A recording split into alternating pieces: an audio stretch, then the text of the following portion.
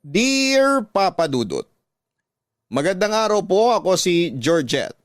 Guro sa isang public school na umiibig sa isang lalaking may dinadalang malaking problema sa kanilang pamilya. Naging maayos naman ang relasyon namin ni Lino pero sa kasamaang palad ay hindi ito nagtagal dahil nakaapekto sa pagsasama namin ang alitan nila ng kanyang ama. Ganon pa man, nananatili kaming magkaibigan ni Lino hanggang sa biglang namatay ang tatay nito. Dahil doon ay bigla na lang umalis si Lino at nagpakalayo-layo nang hindi man lang nagpapaalam sa akin. Naghintay ako para sa kanyang pagbabalik, Papa Dudut. Pero taon nang lumipas ay never siyang nagparamdam sa akin. Nawala na ako ng pag-asa na magkikita ulit kami kaya nag-move on na lang ako mula sa kanya. Doon po dumating sa buhay ko ang kaibigan ni Lino na si Billy. Niligawan niya ako matapos ang chance encounter namin sa isang cafe. Dahil matagal nang mag-isa ang puso ko ay sinubukan kong magmahal ulit at sinagot ko si Billy. Noong mga panahong yon ay tuluyang ko nang nakalimutan si Lino. Naging masaya naman ako sa piling ni Billy.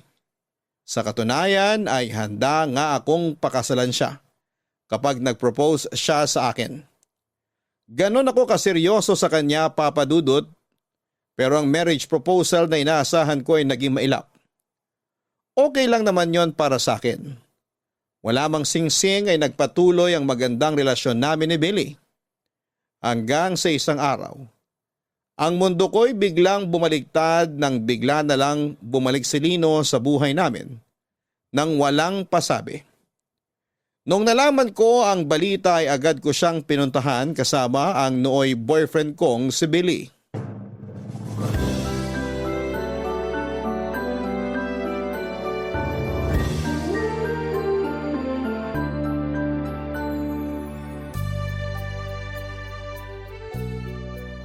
Grabe, ang laki ng pinagbago mo, Lino. Oo nga, medyo nagkalaman ka. Masarap ang pagkain sa probinsya eh. Pero alam mo, nagtatampo pa rin ako sa'yo. Sa inyong dalawa ng kuya mo. Ha? Pati kay kuya nagtatampo ka? Bakit naman? Alam pala niyang sa Tugigaraw ka nagtatago tapos hindi man lang niya sinabi sa akin. Ah, yun ba? Pasensya na. Sinabihan ko kasi siya na wag na lang muna niya ipagsabi kung nasan ako. Tapos ikaw, hindi ka man lang nagpaalam. Nakakagigil ka. Bigla-bigla ka na lang nawala. Hindi man lang namin alam kung buhay ka pa ba o kinidnap ka na ng mga alien. Oo nga. Ang totoo niyan, hindi ko rin naman pinlano yung ginawa ko eh. Nag-long drive ako isang gabi kasi sobrang sama ng loob ko nun. Tapos naisip ko, ba't kaya hindi na lang ako umalis? Baka sakaling mawala yung nararamdaman kong sakit. Pag-uwi ko, kumuha ako ng damit. Iniwan ko lahat ng gamit ko tapos sumakay na ako ng bus papuntang Tugigaraw. Ano yun, soul searching? Kailangan mo hanapin sarili mo, ganon? Parang ganun na ngayon nangyari.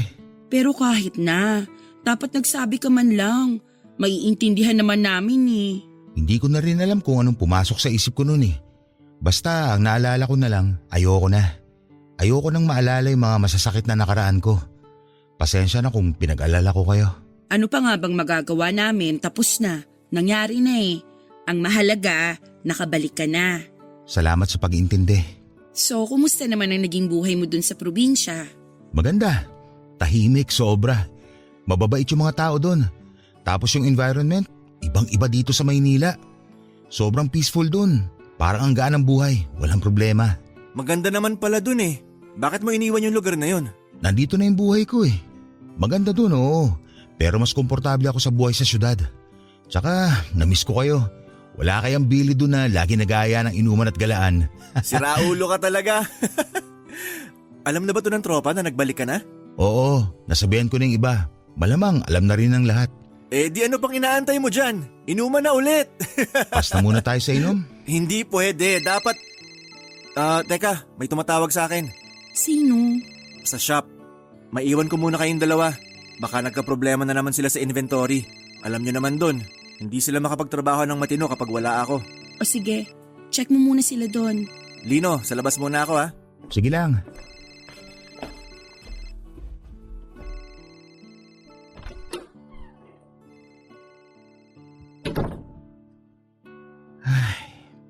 Ngayon ko lang nalaman, Close pala kayo ni Billy? Ha? Tungkol pala dyan. Boyfriend ko na si Billy, Lino. Ha? Kailan pa? Matagal na. Mahigit 1 taon na rin kaming dalawa. 1 taon na? Hindi mo na ako nahintay?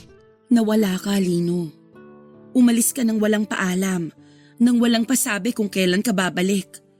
Anong hihintayin ko kung hindi naman ako sigurado kung babalik ka pa ba o hindi na? I'm sorry. 2 taon kang nawala.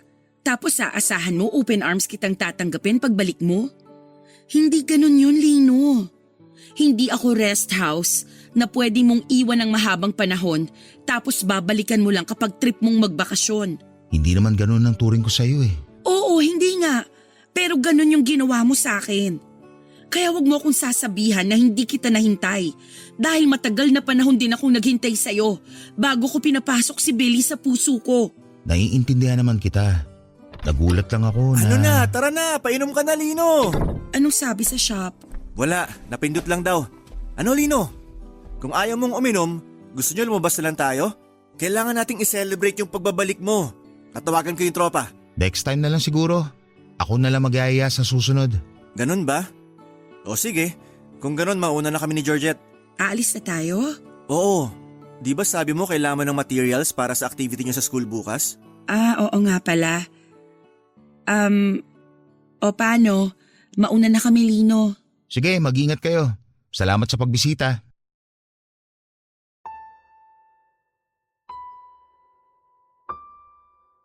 Papadudot maayos naman ang naging pagtanggap ni Lino sa relasyon naming dalawa ni Billy.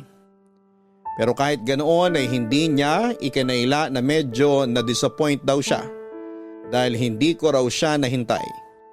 Nangako kami sa isa't isa na maghihintayan kami pero binugo ko siya. Hindi naman siya nagalit sa ginawa ko dahil alam niyang may kasalanan din siya sa nangyari at totoo naman yon. Never siya nagparamdam o nag-update man lang sa buhay niya ng ilang taon at hindi rin naman pwedeng forever na lang akong maghintay para sa kanya. Masaya ako na naging maganda ang outcome sa ginawang paglayo ni Lino. Napakalaki ng ipinagbago nito. Sa totoo lang ay parang mas nag-glow up pa nga siya. Nadagdagan ng timbang nito. Naging maaliwalas ang mukha niya, naging masiyahin, mas open siya sa lahat. Ang kwento sa akin ni Lino ay marami siyang na-realize sa pagtira niya sa Tuguegarao. Doon ay natutunan niyang patawarin ang sarili niya. Ganon din ang mga taong nagkasala sa kanya. Mas lumawak ang pangunawa niya at napagtanto niyang marami pa siyang purpose sa buhay. Paano ako magagalit, Papadudot, sa biglang pag-iwan sa akin ni Lino kung naging maganda naman ang kinahinatnan ng pag-alis nito? Kaya sa huli kinalimutan na lang namin ang mga nangyari sa nakaraan at katulad ni Lino ay sinubukan naming magsimula ulit. Ang problema kung ang lahat ay masaya dahil sa pagbabalik ni Lino, isang tao naman ang nagkaroon ng pangamba. Walang iba kundi ang boyfriend kong si Billy. At yun mismo ang inamin niya sa akin, Papadudot. Georgette, sandali. Ipagbubukas kita ng sasakyan. Ay wow, ang sweet naman. Anong nakain mo ngayon, ha? Dati naman na akong sweet ah. I mean, mas extra sweet ka ngayon. Ayaw mo nun? Pumasok ka na. Salamat.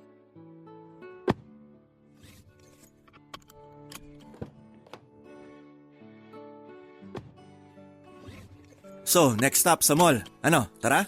Let's go.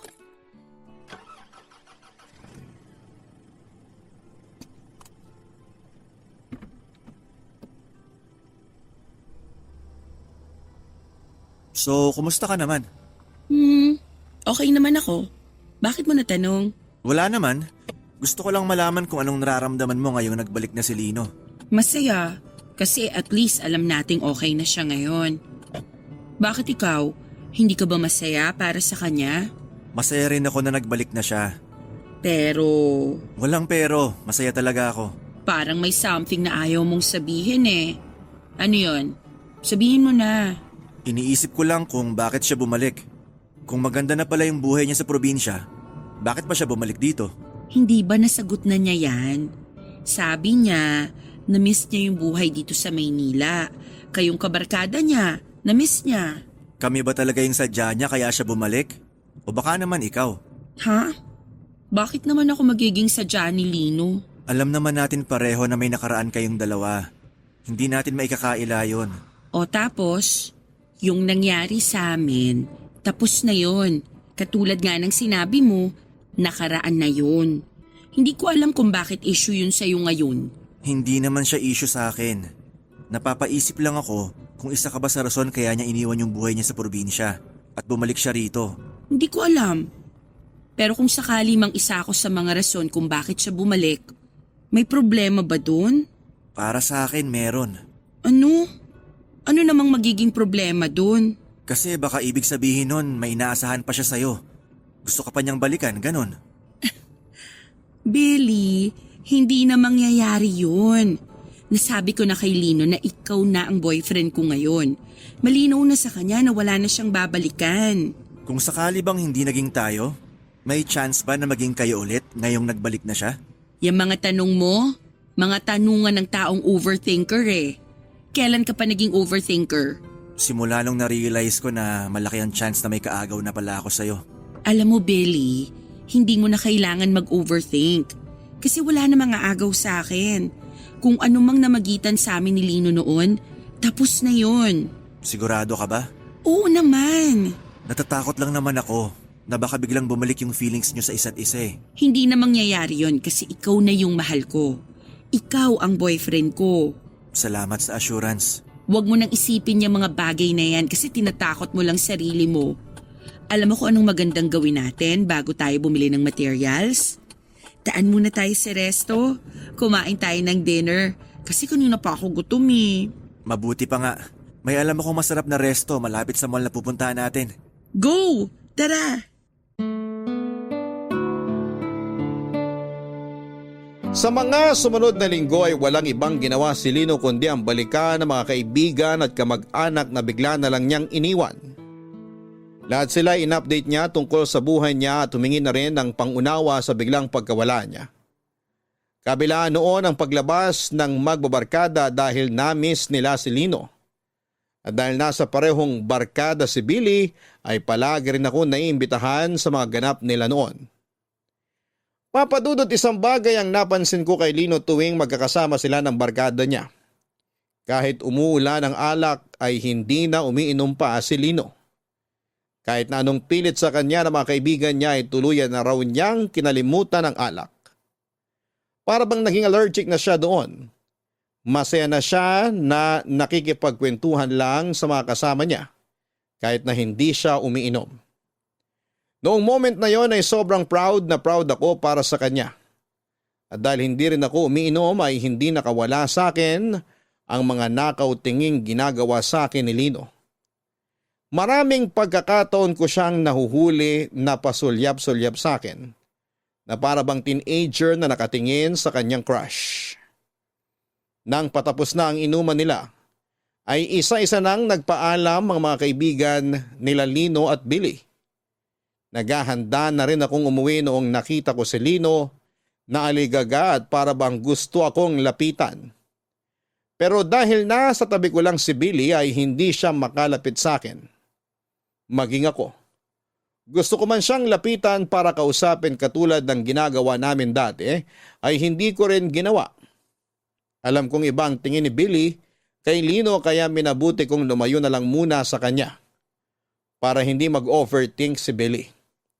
Excited man ako noon sa pagbabalik ni Lino ay kinailangan kong pigilan ang sarili ko para hindi ko masaktan si Billy nang hindi sinasadya. Sa muling pagbabalik ni Lino, dalawang bagay ang naramdaman ko, Papa Dudut.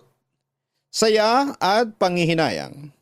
Saya dahil sa wakas ay okay na siya. Wala na siyang dinadalang mabigat sa puso niya.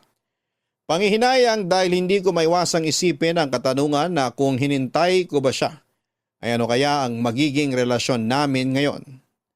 Ayoko mang aminin noon pero iba pa rin ang tingin ko kay Lino. Alam kong iba pa rin ang attachment na nararamdaman ko sa kanya kahit na ilang taon na kaming nagkahiwalay. Kaya nga minsan kapag nagkayayaan ang barkada nila Lino at Billy ay minsan ay hindi na lamang ako sumasama para maiwasan ko si Lino. Alam ko kasi sa sarili ko na hindi maganda ang nararamdaman ko para sa kanya. Ganon din naman ang ginawa ni Lino na lumayo at umiiwas din sa akin bilang respeto na rin sa relasyon namin ng kaibigan niyang si Billy. Litong-lito ako noon sa nararamdaman ko. Hindi ko alam kung dahil ba sa sobrang na-miss ko lang si Lino, kaya ako nagkakaganon. O baka naman hindi pa talaga ako tuluyang nakaka-move on mula sa kanya. Masaya naman ako that time sa piling ni Billy. Masaya ako at kontento na ako sa relasyon naming dalawa. Handa na nga akong magpakasal sa kanya noon pero nang bumalik si Lino, ay para bang nagbago ang tibok ng puso ko. At hindi ko gusto ang nararamdaman kong yon. Ang pagkalito ng damdamin ko ang ibinahagi ko kay Tati para masagot ang katanungan sa puso ko. Pero kung sakali sana maurong yung date ng event para naman kahit papano makapagpahinga tayo, no? Sa tingin mo? Hoy! Okay ka lang? Ha? Nakikinig ka ba sa sinasabi ko? Kanina ka pa nakatunga nga dyan sa sopas na kinakain mo ah. Ano ba yung sinabi mo? Wala. Huwag mo nang isipin yon. Sagutin mo na lang yung tanong ko, okay ka lang ba? Oo naman. Bakit naman ako hindi magiging okay? Kasi, pansin ko nito mga nakaraang araw, parang wala ka sa sarili mo. Para bang ang lalim-lalim lagi ng iniisip mo? Marami lang talaga akong iniisip ngayon. Paperworks, activities sa school, tapos malapit na exams ng mga bata. Ewan ko, sobrang crowded ng utak ko ngayon. Yun lang ba talaga? Oo, wala nang iba pa. Kasi, napansin ko rin na nagkaganyan ka simula nang bumalik na si Lino. Ha? Hindi ah. Ay nako Georgette, ako pa ba ang paglilihiman mo? Kilalang kilala na kita? Sabihin mo nga sa akin yung totoo. May kinalaman si Lino sa nangyayari sa'yo ngayon ano? Sige, sasabihin ko sa iyo ang totoo pero sa atin na lang to ha. Go! Ano ba kasing meron? Tama yung hinala mo na may kinalaman nga si Lino sa kung bakit ako nagkakaganito. Wait, sa paanong paraan? Ginugulo ka ba niya? Hindi naman pero unconsciously. Oo. Unconsciously? Paano? Oy, huwag mong sabihin may gusto ka pa rin dun sa tao. Oh my gosh, Georgette! Hindi ko naman alam na may feelings pa rin ako para sa kanya eh. Ngayon ko lang na-realize. Ano ngayon mo lang na-realize? May boyfriend ka na, no? Alam ko. Oh, tapos? Dapat wala ka ng ganyang-ganyang nararamdaman pa sa ex mo. Hindi ko nga rin alam eh. Naguguluhan na ako. Wala kang dapat ikagulo ng isip, okay? Common sense lang yan. May boyfriend ka, so mag-focus ka sa boyfriend mo. Yun naman ang ginagawa ko eh. Pero hindi pa rin siya nawawala sa isip ko. Alam mo ba yung term na limerence? Limerence? Ano naman yun? Yung obsessive infatuation na nararamdaman mo sa isang tao. Yung bigla-bigla ka nalang nagkakaroon ng desire na makasama siya. Namimiss mo siya, gusto mo siyang kasama, obsessed na obsessed ka sa taong yun kahit wala naman siyang ginagawa. Limerence daw ang tawag doon eh. At talagang nag-research ka pa para lang panindigan yung nararamdaman mo, ha? Hindi ko nga alam kung ba't ako nagkakaganito eh. Kaya hinahanap ko yung sagot. O so kung limerence man yan, anong mangyayari ngayon? Hihiwalayan mo na si Billy? Siyempre hindi. Hindi ganun yun. Siguro ganito lang yung nararamdaman ko kay Lino kasi bigla siyang dumating pagkatapos ng mahabang panahon. Ay nako, Georgette. Tigilan mo na yung ginagawa mong pagdadahilan, okay? Tapos na kayo ni Lino. Si Billy na ang boyfriend mo. Kaya si Billy ang bigyan mo ng atensyon at wag si Lino. Baka mamaya niyan, makagawa ka pa dyan ng kasalanan na hindi mo gugustuhin. Hindi naman ako haabot sa ganun. Oo nga, pero yung isip at damdamin mo. Gumagawa na ng kasalanan, oh. Parang cheating na rin yan eh. May boyfriend ka, di ba? Pero ibang lalaki yung iniisip mo. Grabe ka naman. Ikaw ang grabe. Nahawa mo ako ng sakit mo, no? May ubot-supon na rin ako ngayon. Sorry na. Hindi ko naman gusto magkasakit. Sino bang gustong mapaos? Mukhang magaling ka naman na eh. Hindi pa ako magaling. Kailangan ko pang ipahinga to ng maigi. Speaking of pahinga, alam mo ikaw ang magpahinga dyan sa ginagawa mo. Tumigil ka na bago pa malaman ni Billy yan. Kawawa naman yung tao. Hindi ko mawari kung ano na nga ba ang nangyayari sa akin noon. Pilit kong inaalis si Lino sa isipan ko pero hindi siya mawala-wala sa utak ko. Kada oras, kahit habang nasa klase o kahit kumakain, ay bigla na lang siyang sumusulpot sa isip ko. At tuwing naaalala ko siya ay bigla akong nakakaramdam ng excitement. Bago matulog, pagkagising sa umaga habang naglalakad ay bigla ko na lang siyang naaalala ng walang dahilan. Nakukonsensya na nga ako noon dahil kahit kasama ko si Billy ay si Lino pa rin ang nasa isip ko. Pakiramdam ko noon ay nag-cheat ako sa boyfriend ko dahil ibang tao ang tumatakbo sa isipan ko. Hindi ko alam kung bakit dahil noong mga panahong yon ay hindi naman na kami gaanong nagkikita ni Lino dahil nga iniiwasan na namin ang isa't isa. Naging abala ako sa mga school activity at nag-focus ako sa relasyon namin ni Billy. Sobrang busy din noon si Billy sa pagpapatayo ng sarili niyang business sa tulong ng kanyang kuya. Naisip ng magkapatid na ibenta na ang bahay ng kanilang mga magulang. Pinaghatian nilang dalawa ang perang nakuha nila mula doon at yon ang ginamit ni Lino sa pagpapatayo ng business niya samantalang ginamit naman ni Edward ang pera para sa panganganak ng kanyang asawa. Noong nagkaroon ng soft opening ang food business ni Lino ay naimbitahan kami ni Billy na dumalo sa opening. At yun ang nagsilbing pagkikita naming muli matapos mag-iwasa ng ilang buwan. Nag-aalangan man ay nagpunta pa rin ako doon bilang suporta kay Lino. At para na rin hindi mahalata ni Billy na iniiwasan ko si Lino, Papa Dudut. Tati, salamat sa pagsama sa akin dito sa opening ng business ni Lino ha. Hindi ko na talaga alam kung kakayanin kong pumunta rito ng mag-isa. Ako dapat yung magpasalamat kasi makakakain ako ng libre. Libre mo naman to, di ba? Magbabayad pa ba tayo? Mukhang ililibre naman tayo ni Lino sa pagkain niya eh. Gaga, magbayad ka? Kaya nga inimbita tayo rito para suportahan yung business niya. Opening to, hindi food tasting, no? Ganun ba yun? Oo naman, ano ka ba? Ikaw talaga, kuripot mo rin eh, no? Teka, bakit pala nandito tayo sa sulok?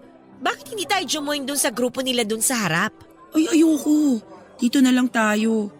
Sinabi ko naman kay Billy na sila-sila na lang munang magsama. Total, sila naman yung barkada ni Lino. At saka idinahilan kita na wala kang kasama kaya nandito tayo ngayon sa may dulong table. Nirason mo pa talaga ako, ha? Ang galing! Galing. Bakit? Tinataguan mo ba si Lino? Eh di ba sabi mo iwasan ko siya? Yun ang ginagawa ko ngayon. Iniiwasan siya. Kung gusto mo talaga siyang iwasan, pwede namang wag ka na lang pumunta eh. Sabihin mo masama yung pakiramdam mo. Eh di parehong nagduda si Lino tsaka si Billy. Okay na yung ganito. Hindi masyadong obvious. Ikaw talaga? Gumagawa ka ng sarili mo ikakapahamak eh. Hindi ko naman ginusto tong nararamdaman ko eh. Sige nga, sabihin mo sa akin. Paano mo uutusan yung feelings mo na wag nang makaramdam para sa isang tao? Bigyan mo ng maayos na logic. Sabihan mo yung utak mo na mali ang ginagawa mo. Sa tingin mo, hindi ko ginagawa yan? Araw-araw kong nire-remind ang sarili ko na mali tong ginagawa ko, na lagi kong iniisip si Lino kahit hindi naman na dapat. Alam ko na kung ano yung problema. Hindi ikaw eh. Hindi ang isip mo. Hindi ang puso mo. Eh ano? Eh di ba bigla siyang nawala nung nagpaplano kayong magkabalikan sana kung sakali mang maayos nyo na yung sarili-sarili nyong problema? Yun yung bago namatay yung tatay ni Lino. Kaso hindi natuloy kasi nga bigla siyang nag-far away. Oo. O tapos ngayon, bumalik siya na parang walang nangyari. Oo nga, alam ko na yung mga yan. So ano yung dahilan kung bakit ako nagkakaganito? Kasi wala kayong closure. Kumbaga sa libro, bukas pa yung storya niyong dalawa. Hindi pa natatapos, wala pang ending. Hindi pa naisasara yung libro ninyong dalawa. Parang open ending yung kwento namin, ganon? Tumpak! At dahil dahil open ending ang story niyong dalawa, kung ano-ano ngayon ang tumatakbo dyan sa isip mo. Kaya hindi mo maalis-alis si Lino dyan sa utak mo. Mukhang tama ka nga. Baka ganun nga yung nangyayari sa akin ngayon. Mukhang kailangan ko nga talaga ng closure. Oh, ano pang hinihintay mo? Nandyan na si Lino, oh. Kausapin mo na para magkaroon kayo ng closure. Sandali lang. Hindi ko pa alam kung anong sasabihin ko. Wala ka namang ibang sasabihin, kundi tapusin yung ugnayan yung dalawa eh. Sabihin mo sa kanya na isasara mo na yung storya nyo, na wala ng sequel, wala ng part 2, ending na talaga. Sige, gagawin ko yung sinabi mo. Pero kailangan ko munang mag-ipon ng tapang. Kailangan ko munang ayusin tong pag-iisip ko bago kami mag-usap. Ay naku, bala ka nga. Ang maganda niyan, para mas malinawan yung utak mo, kailangan na nating kumain. Nasaan na ba yung order natin? Gusto ko na matikman yung pansit ni Lino eh. Teka nga, follow up ko lang ha. Mabuti pa nga. Gutom na rin ako eh.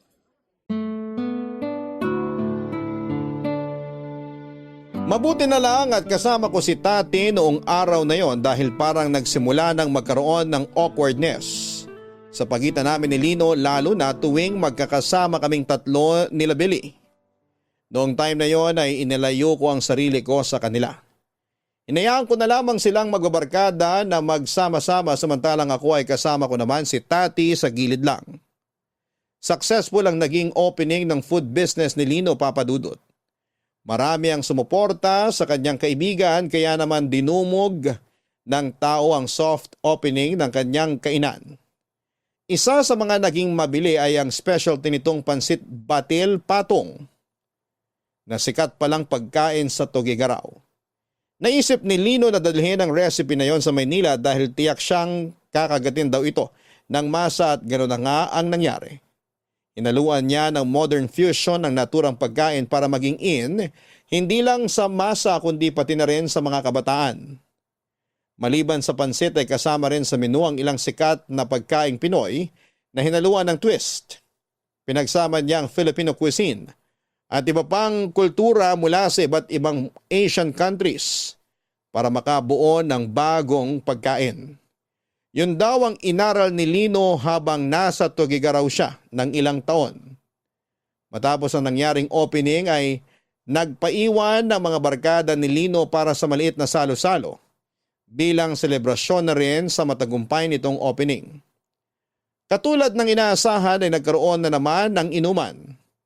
Dahil kasama ko naman si Tati noong time na yon, ay nagstay din ako at nakisama sa kasiyahan. Ang hindi ko inaasahan ay yun na pala, ang gabing pinakahihintay ko. Ang gabi kung kailan magpo-propose na sa akin si Billy. Nagulat ako sa marriage proposal na ginawa ni Billy Papadudut. Masaya noong nagkwekwentuhan ng lahat, may ilang nagkakantahan sa videoke at ilang naman ay abala sa pag-inom noong biglang inagaw ni Billy ang mic mula sa kumakanta at nagsalita sa harapan naming lahat. Nagkaroon siya ng maikling speech tungkol sa kung gaano niya ako kamahal. Medyo awkward nga dahil nandun si Lino na nakikinig habang ikinikwento ni Billy sa lahat kung paano nabuo ang love story naming dalawa. Pagkatapos noon ay isang singsing ang nilabas nito mula sa kanyang bulsa at lumuhod sa harapan ko. Doon na niya tinanong kung gusto ko raw ba siyang pakasalan. Naghiyawan ang lahat at kinilig sa eksenang nakita nila. Dala ng pressure ay napasagot ako ng oo sa proposal ni Billy. Habang magkayakap ay hindi ko naiwasang mapatingin kay Lino. Habang nagpapalakpakan ng lahat ay nakita ko siyang nakatayo lang sa gilid. Pumapalakpak siya para sa amin pero kita ko sa mga mata niya ang lungkot kahit na nakangiti ang mga labi nito.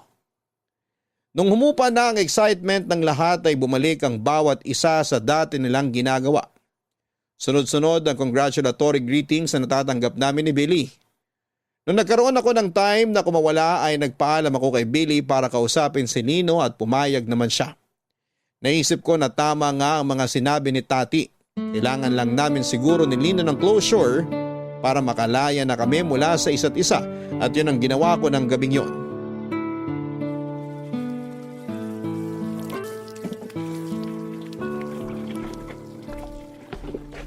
Lino, busy ka ba? Oh, ikaw pala. Hindi naman ako busy. Tinatapos ko lang itong mga nagamit na pinggan para wala na hugasin bukas. Bakit? Pwede ba tayong mag-usap? Oo naman. Anong meron? Hindi ko alam kung dapat pa ba natin tong ungkatin pero gusto ko sanang pag-usapan natin yung nangyari sa atin noon. Anong ibig mo sabihin? Yung past natin. May dapat pa ba tayong pag-usapan tungkol doon? Ang awkward naman ito. Sige, wag na lang. Georgette, sandali. Makikinig ako. Ano yung gusto mong pag-usapan natin? Yung nangyari sa atin noon. May mga pinagsisisihan ka ba sa nangyari? Sa naging takbo ng relasyon natin? Kung gusto mong malaman kung may pinagsisisihan ba ako sa naging takbo ng relasyon natin, ang sagot ko oo. Marami. Marami akong pinagsisisihan sa mga ginawa ko na kung mababalik ko lang yung nakaraan, marami akong babaguhin. Marami akong gustong gawin. Nagsisisi ka saan? Saang parte? Kasi kung ako ang tatanungin mo, wala akong pinagsisisihan sa relasyon natin. Naging masaya ako na nakilala at naging boyfriend kita noon. Nakakalungkot na kinailangan kitang hiwalayan. Pero kailangan kong gawin yon para rin sa sarili ko. Hindi ko rin pinagsisisihan yung ginawa kong yon, Lino. Salamat na ganun ang tingin mo sa relasyon natin.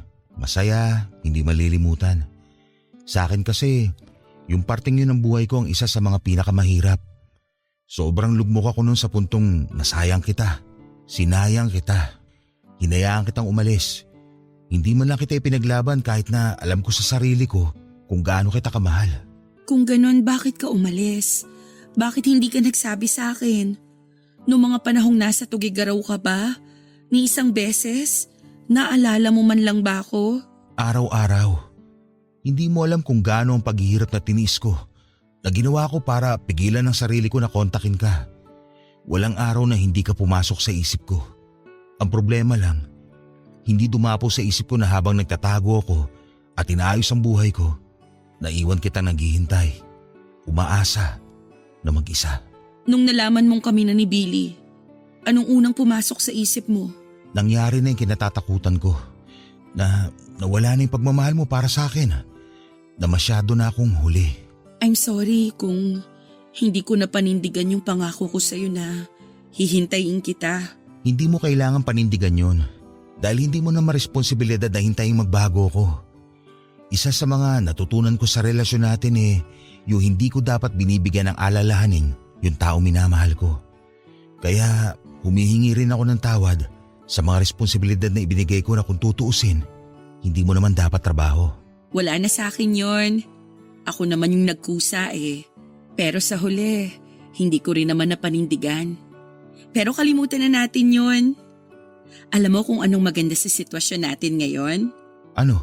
Kung ano man yung nangyari sa atin noon, tapos na yon. Pwede na natin siyang kalimutan at hayaan na lang sa nakaraan. Ang mahalaga, marami tayong natutunan sa nangyari.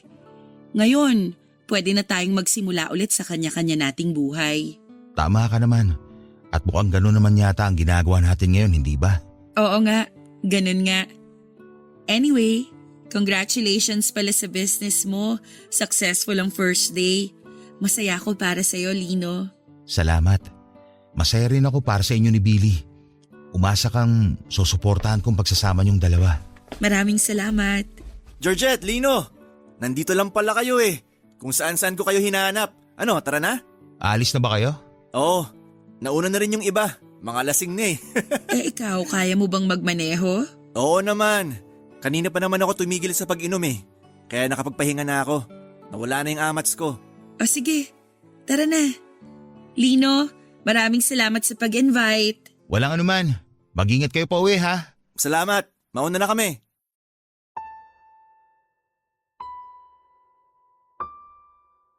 Papadudot, akala ko matatapos na ang nararamdaman ko kapag nagkausap na kami ng masinsina ni Lino. Pero sa naganap na pag-uusap namin, sa halip na closure ang matanggap ko, ay mas lalo pang gumulo ang nararamdaman ko. Bigla na lang nagkaroon ng pagdadalawang isip ang puso ko. Kung noon ay willing at ready na akong pakasalan si Billy, noong time na yon ay para bang nagkaroon ako ng pag-aalinlangan. Ang kagustuhan ko noong pakasalan si Billy ay bigla na lang nabawasan dahil hindi ko mabitaw-bitawan si Lino. Alam kong mali ang nararamdaman ko kaya pilit kong inalis sa isipan ko si Lino. Tuwing nagkakaroon ng imbitasyon mula sa kanya ay hinahayaan ko na lamang si Billy na magpuntang mag-isa sa kanila para hindi ko na ulit siya makita pa. Lagi na lang akong nagrarason na busy ako sa trabaho kaya hindi ako nakakasama sa mga ganap nila. Nakakainis dahil ang tagal kong hinintay na mag-propose sa akin si Billy. Sobrang excited na ako noong pagplanuhan ang pag-iisang dibdib namin pero kung kailan nangyari na nga. Ang inaasahan ko ay saka naman ako nag-alangan. Deep inside, may nararamdaman ako sa puso ko na hindi tama. Ganun pa man ay nagpatuloy ang preparasyon namin ni Billy para sa kasal namin kahit na alam kong sa loob-loob ko. Ay nag-iisip na ako kung tama ba itong pipiliin kong landas o nasa maling direksyon ba ako, Papa Dudut.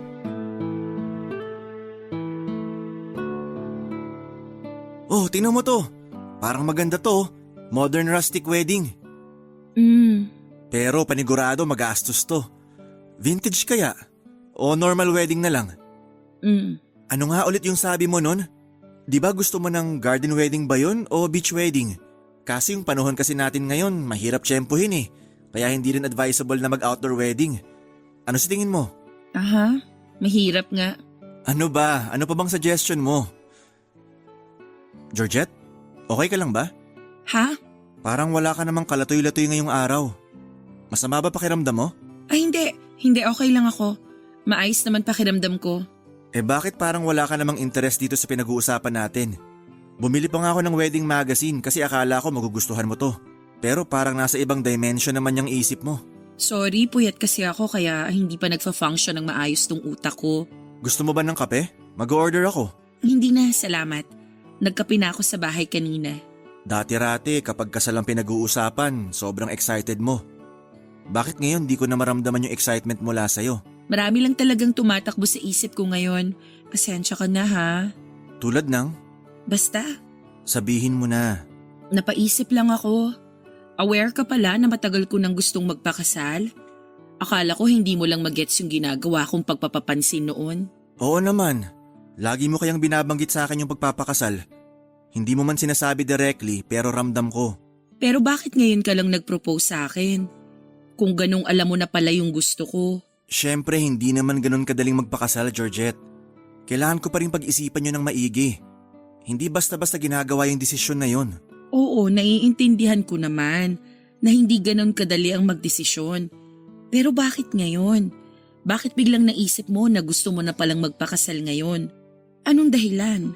Anong meron ngayon na wala noon?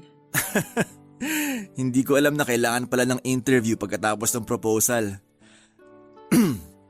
Marami kasi tayong bagay na kailangan i-consider bago magpakasal. Siyempre yung expenses, yung status natin kung kaya ba nating bumuo ng pamilya and whatnot. Tapos siyempre kailangan ding ready tayo mentally. Lahat ng yon and other factors, pinag-isipan ko muna bago ko nag-propose sa'yo. Para sa ganun, masasabi kong ready na talaga ako. I see. Bakit parang hindi ka satisfied sa sagot ko? Hindi ba yun yung inaasahan mong sagot? Wala bang kinalaman si Lino dito? Si Lino? Anong connect ni Lino sa kasal natin? Napaka-coincidental lang kasi na sa tagal ng panahong nagpaparamdam ako sa'yo na gusto ko nang magpakasal. Saka mo lang naisip na mag-propose kung kailan bumalik na si Lino. Hindi ba yun ang dahilan? Siyempre hindi.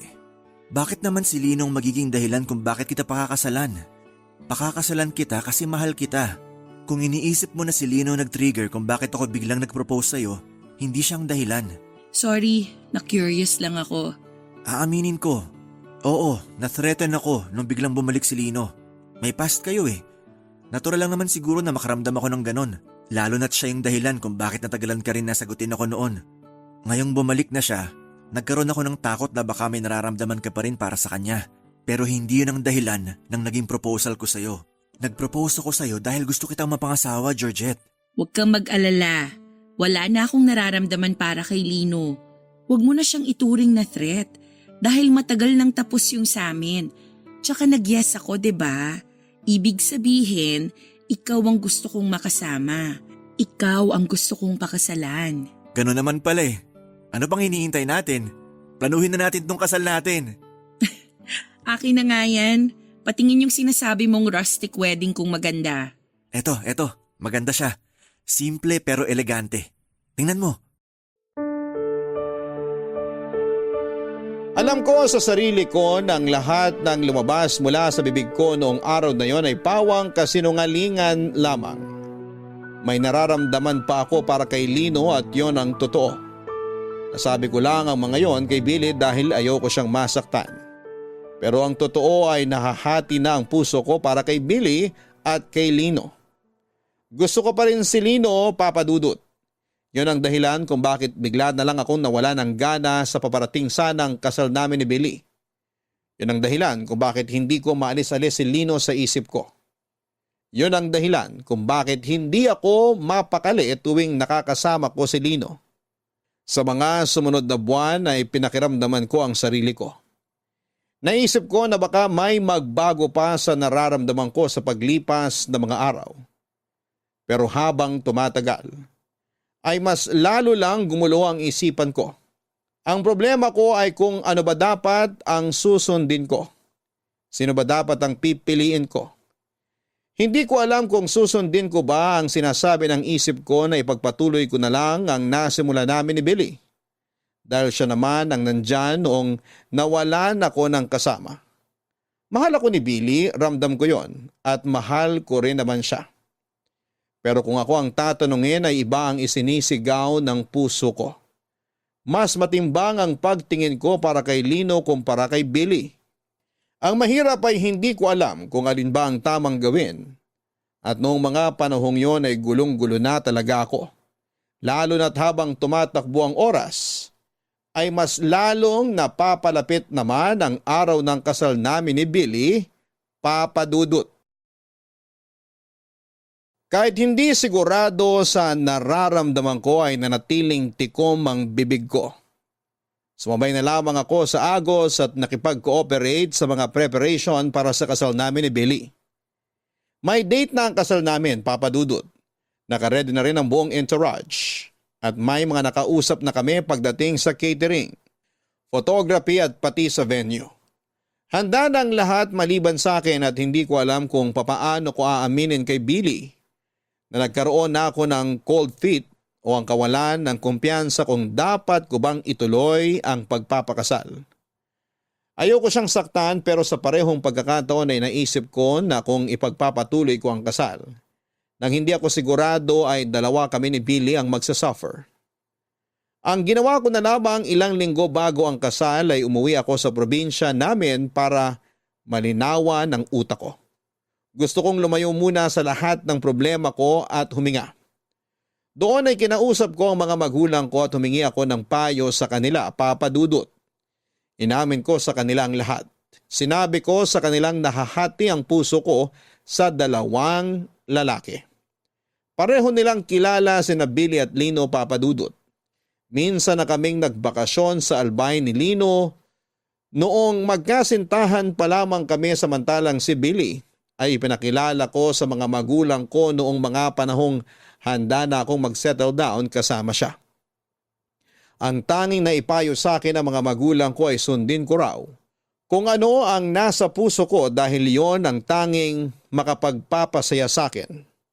Mahirap tanggapin ang katotohanan pero sa halip na patuloy na saktan, ang taong walang ibang ginawa kundi ang mahalin ako ay marapat daw na sabihin ko na lamang sa kanya ang katotohanan.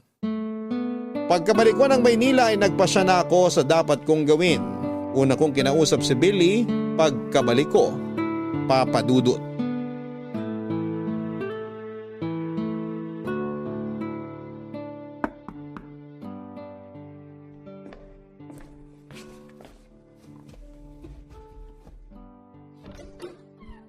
Oh, Georgette, nakauwi ka na pala? Kailan pa? Kahapon pa ako nakabalik. Kahapon pa? Bakit hindi mo man lang ako sinabihan?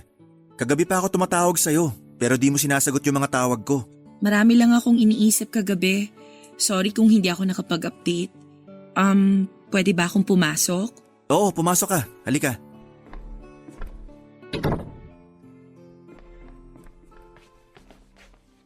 Upo ka muna rito. Salamat. Pasensya na sa kalat. Nasa kalagitnaan ako ng paglilinis eh. Nag-lunch ka na ba? Sakto, nagluluto ako ngayon. Huwag ka na mag-abala. Tapos na akong kumain. Ganun ba? O sige, drinks na lang. Billy, kailangan nating mag-usap. Okay. Tungkol saan? Nagpunta ako sa probinsya, hindi dahil may emergency si nanay. Umuwi ako sa amin para makapag-isip-isip.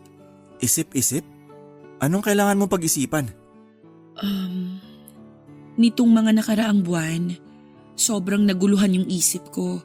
Hindi ko alam kung ano ba tong nararamdaman ko. Sobrang litong-lito na ako kaya umalis ako. Umuwi ako sa amin para malinawan ang isip ko. Georgette, hindi kita maintindihan. Hindi pa ako handang magpakasal, Billy. Ha? Bakit? Paanong hindi ka pa ready? Hindi ready saan? Gusto mo bang ilipat yung date ng kasal natin? Hindi yung date ng kasal ang problema. Ano? Ako yung problema. Billy, sorry pero ayoko nang magpakasal sa'yo. Bakit? Ano yung rason kung bakit ayaw mo nang ituloy yung kasal? Dahil ba to kay Lino? I'm so sorry. Sorry kung nagsinungaling ako sa'yo. Sorry kung pinaasa kita pero ang totoo, may nararamdaman pa rin ako para kay Lino. Akala ko mawawala din to kalaunan pero habang tumatagal, mas lalong lumalakas yung feelings ko para kay Lino eh. Hindi ko alam kung bakit pero yun yung totoong nararamdaman ko. Si Lino pa rin ang laman ng puso ko magpahanggang ngayon. Kung ganon, wala na talaga akong magagawa. Kahit ipaglaban ko tong pagmamahal ko sa'yo, matatalo pa rin ako kasi hindi naman talaga ako yung totoong mahal mo. Tama ba? Lahat ng ipinakita ko sa'yo noon, totoo ang mga yun. Nagkagusto ko sa'yo. Minahal kita. Ikaw na nga yung lalaking inakala kong makakasama ko habang buhay eh. Pero nung dumating si Lino, nakita ko kung paanong mas matimbang pa rin yung pagmamahal ko para sa kanya. Inaasahan ko na yan. Alam ko naman na may nauna na dyan sa puso mo. Kaya nga ako na-threaten nung bumalik si Lino kasi alam kong kapag nangyari yung kinakatakot ko, wala akong laban sa kanya. Hanggang sa nangyari na nga. Dumating na yung araw na ayaw kong mangyari. Yung piliin mo siya kesa sa akin. I'm so sorry. Sana mapatawad mo ko. Natanong mo sa akin dati kung bakit natagalan bago ako nag-propose sa'yo. Ito ang isa sa mga dahilan. Kaya ako natagalang mag-propose sa'yo kahit na gustong gusto ko nang gawin yun noon. Kasi hindi ko alam kung ano magiging reaksyon mo kung sakali mang bumalik si Lino sa buhay mo. Kaya ako nag-propose kung kailan nagbalik na si Lino para malaman ko kung sinong pipiliin mo sa aming dalawa. Akala ko nga ako na yung nagwagi kasi tinanggap mo yung singsing na binigay ko. Pero sa huli, mas mananaig pa rin talaga yung taong mas nauna na. Huwag ka mag-alala. Papalayain kita kung yun ang hinihiling mo. Ayoko rin namang maging kontrabida sa buhay nyo. Masakit para sa akin pero mas masakit kung ako yung pipiliin mo kahit hindi naman ako yung totoong mahal mo. Kaya, Georgette, papalayain kita. Hindi dahil sumuko ako, kundi dahil mahal kita at gusto kong maging masaya ka. Hindi man dahil sa akin, pero at least masaya ka sa piling ng iba.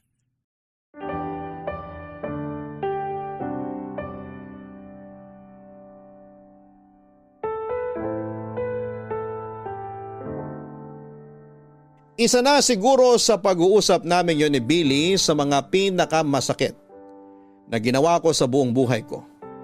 Napakabigat sa dibdib na harap-harapan kong winasak ang puso niya. Mahirap man pero yon ang nararapat kong gawin dahil noong mga panahong yon ay unti-unti nang nawawala ang intimacy na nararamdaman ko para sa kanya. Marahil ay maraming magagalit sa naging desisyon ko. Pero kung mauulit man ang araw na yon ay gagawin ko pa rin ito. Kahit na mahirap dahil yon ang nararapat. Wala nang ibang nagawa si Billy kundi ang tanggapin ang katotohanan. Nagunat ang lahat noong nalaman nila ang balitang hindi na matutuloy ang kasal. Isa-isa naming tinawagan ang mga kinontrata namin para i-cancel na ang mga reservation na ginawa namin.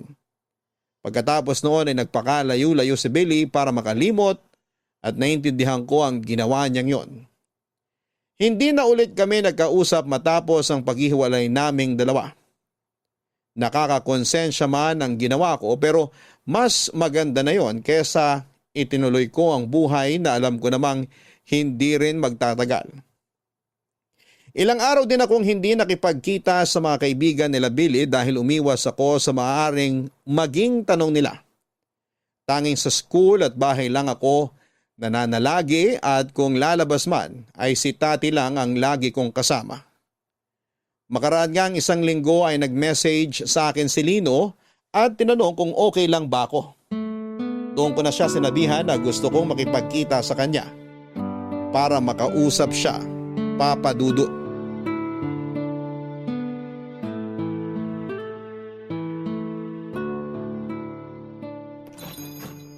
Good morning! Uy Georgette, ang aga mo naman. Kabubukas pa lang namin ah. Maaga akong nagising. Gusto kong magpahangin kaya naisip kong dumaan na lang dito sa restaurant mo. Sakto, katatapos ko lang magluto ng breakfast. Sumabay ka na sa amin. Salamat! Kamusta ka na pala? Okay ka na ba? I mean, for sure mahirap yung nangyaring hiwalayan niyo ni Billy. Maayos naman ako ngayon. Mahirap para sa aming dalawa yung nangyari pero yun ang kailangan naming gawin para hindi na kami mas lalong mahirapan. Alam kong medyo maaga pa to para tanungin. Pero ano ba kasing nangyari? Pwede ko bang malaman yung dahilan kung bakit kayo naghiwalay? May nangyari ba? Hindi mo ba talaga alam kung bakit? Hindi. Nakausap ko si Billy pero wala siyang ibang sinabi sa akin. Kundi ako na raw ang bahala sa'yo. Alagaan daw kita. Lino, ikaw ang dahilan kung bakit ako nakipaghiwalay kay Billy. Ako? Hindi kita maintindihan. Simula noon hanggang ngayon, kahit lumayo ka pa, kahit matagal na tayong nagkahiwalay, ikaw pa rin talaga yung nasa puso ko eh. Ikaw pa rin yung gusto ko. Teka, akala ko ba tapos na tayo? Akala ko ba kailangan na natin kalimutan yung nangyari sa atin? Hindi ba sinabi mo na iwanan na lang natin sa nakaraan yung namagitan sa atin? Oo, alam ko. Sinabi ko yun kasi akala ko makakalimutan kita. Akala ko kaya kitang bitawan. Pero kahit anong pilit ko, hindi ka talaga maalis-alis sa puso ko eh. Ikaw pa rin talaga. Georgette, hindi ko alam kung anong sasabihin ko. Sabihin mo sa akin kung anong nararamdaman mo. Sabihin mo sa akin na tama yung desisyong ginawa ko. Hindi ko masasabi na tama yung ginawa mo, pero handa ko na saluhin ka. Handa ko na magsimula ulit kasama ka dahil yun din naman ang gusto kong mangyari. Kung ano man yung nararamdaman mo ngayon, ganun din ako, Georgette. Hanggang ngayon, ikaw pa rin ang gusto ko kahit na may iba ka ng minahal. Noong nalaman ko nga na may bago ka ng boyfriend, sobrang sakit nun para sa akin. Pero alam kong wala akong karapatang magreklamo dahil kasalanan ko rin naman eh. Iniwan kita at kung ano man yung mga bagay na ginawa mo nung wala ako, hindi ko pwedeng isisi sa'yo yun kasi ako yung nagkamali. Kaya ngayon masaya ako na malaman na ako pa rin pala yung gusto mong makasama at nagpapasalamat ako dun. Salamat. Sobrang lakas ng kabog ng dibdib ko ngayon kung alam mo lang. Ready naman ako eh kung sakaling nagbago na yung pagtingin mo sa akin. Kung hindi na ako yung gusto mo, tatanggapin ko yun pero mabuti na lang. Mabuti na lang talaga. Magsimula ulit tayo. Kalimutan na natin yung nakaraan. Gumawa ulit tayo ng bagong alaala para matabunan yung mga nangyari noon. Oo, gusto ko yan. Simulan na natin ngayon. Hi, ako pala si Lino, restaurant owner. Ulila na sa magulang pero heto't nagpapakatatag at nagsusumika para maging mabuting tao. Wala nang excess baggage, wala nang past trauma, wala nang issue sa buhay. Ako naman si Georgette, isang public school teacher na maraming nagawang maling desisyon sa nakaraan pero natuto at patuloy pa ring natututo para katulad mo maging mabuti ring tao. Nice to meet you, Lino. Nice to meet you too, Georgette. So, pwede na ba manligaw? Ligaw na agad? Pwede bang mag-breakfast muna? Oo nga pala. Halika na. Nakahanda na yung almusal sa kusina. Makakatikim na ba ako nung pansit ngayon? Lagi kasing sold out eh. Mamaya pa yun pero sige. Ipagluluto kita ng special pansit patil patong ko. Hindi kami kaagad nagkabalikan ni Lino bilang respeto na rin kay Billy. Nagstay kami bilang magkaibigan ni Lino ng ilang buwan para malinawan ang puso't isipan namin bago kami magsimula ulit. Muli nanligaw sa akin si Lino at sinagot ko siya. Sa pagkakataong yun ay nagkaroon kami ng pangalawang pagkakataon para itama ang naunang relasyon namin. Natuto si Lino na iwan sa labas ng relasyon ang mga excess baggage niya. Samantalang ako ay natuto namang huwag umalis kapag may problemang pinagdadaanan ang partner ko. Pagkatapos ng 1 taon ay nagpakasal kami ni Lino. Ipinagpatuloy namin ang mga pangarap namin para sa isa't isa at nagsama kami para bumuo ng sariling pamilya. Papadudot, ang kwentong ito ay nangyari 7 years ago. 39 years old na ako sa ngayon at may 3 anak na kami ni Lino. Sa kabilang banda, hindi naman nasira ang pagkakaibigan nila Lino at Billy dahil sa nangyari. After makamove on ay nagpatuloy ang friendship nilang dalawa. Sa katunayan, may sarili na ring pamilya si Billy ngayon kasama ang asawa niya na nakilala niya noong nagpakalayo-layo siya.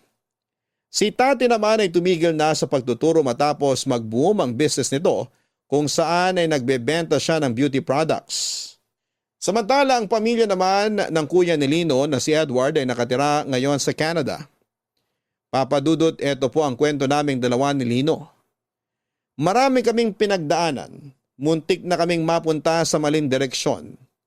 Pero tunay nga siguro na kung kayo ang tinadhana ay kayo talaga ang magsasama sa dulo. Maraming salamat po sa pagbabahagi ng aming kwento. At maraming salamat po sa lahat ng kabarangay na sumubaybay hanggang sa dulo. Mabuhay po kayong lahat and more power sa inyong programa. Ang inyong forever kapuso at kabarangay, Georgette. Minsan, second chance lang ang kailangan natin para ipagpatuloy ang naudlot na samahan na kinailangang itigil dahil hindi pa tayo handa sa naunang pagkakataon na ibinigay sa atin. Maraming salamat, Georgette, sa iyong kwento. Ang mahalaga ay pareho kayo nagbago ni Lino at patuloy kayong natututo mula sa mga pagkakamaling inyong naranasan sa nakaraan at mga pagsubok na inyong pinagdadaanan. Hanggang sa muli, ako po ang inyong si Papa Dudut sa mga kwento ng pag-ibig, buhay at pag-asa. Sa Barangay Love Stories number 1. Dear Papa Dudut, mahirap ang maiwan lalo na kung wala ng planong bumalik pa ang taong nang iwan sa'yo. Ganyan po ang nangyari sa akin nung bigla na lamang umalis ang taong minamahal ko ng walang paalam. Ako po si Georgette, isang guro na umiibig kay Lino. Isang binatang hindi ko inakalang meron palang malalang family issues. Namatay ang nanay niya sa suicide at simula noon ay hindi na sila nagkaroon ng maayos na relasyon ng kanyang ama. Yun ang dahilan kung bakit nalulong si Lino sa pag-inom ng alak. Ang problema niya sa pamilya na siyang nakaapekto sa kanyang pag-uugali ang naging dahilan kung bakit kami naghiwalay. Ganon pa man ay nananatili ang pagkakaibigan naming dalawa ni Lino. Tinulungan ko siya sa kanyang problema at nangako naman si Lino na ayusin na niya ang buhay niya para sa ganoon ay makabalik na kami sa dati. Pero noong namatay ang tatay niya, na wala man lang nangyaring reconciliation, ay bigla na lang ding nawala na parang bula si Lino. Nung una ay nakala naming nag-out of town lamang siya dahil naisip namin na baka nagluluksa pa rin siya sa biglang pagkawala ng tatay niya. Pero linggo ang lumipas ay hindi pa siya bumabalik. Nagsimula kaming mag-alala para sa kanya. Nag-file kami ng report sa mga pulis at nag-post din kami sa Facebook para mahanap ang kinakaroonan niya. Pero ang lahat ng efforts namin yon ay walang kinalabasan dahil hindi rin namin nahanap si Lino. Puno man ang pag-aalala, ay wala na akong ibang nagawa noon, kundi ang mag-antay at umasa na lamang sa pagbabalik niya.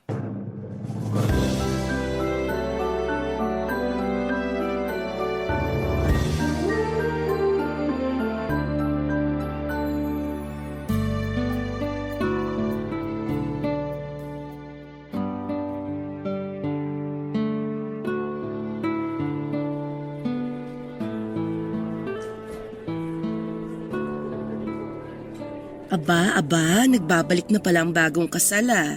Bitin nga eh. Ilang araw lang yung leave na binigay sa akin, nakakainis. At least meron kesa naman wala. So kumusta naman ang buhay bagong kasal? Parang wala namang pinagbago.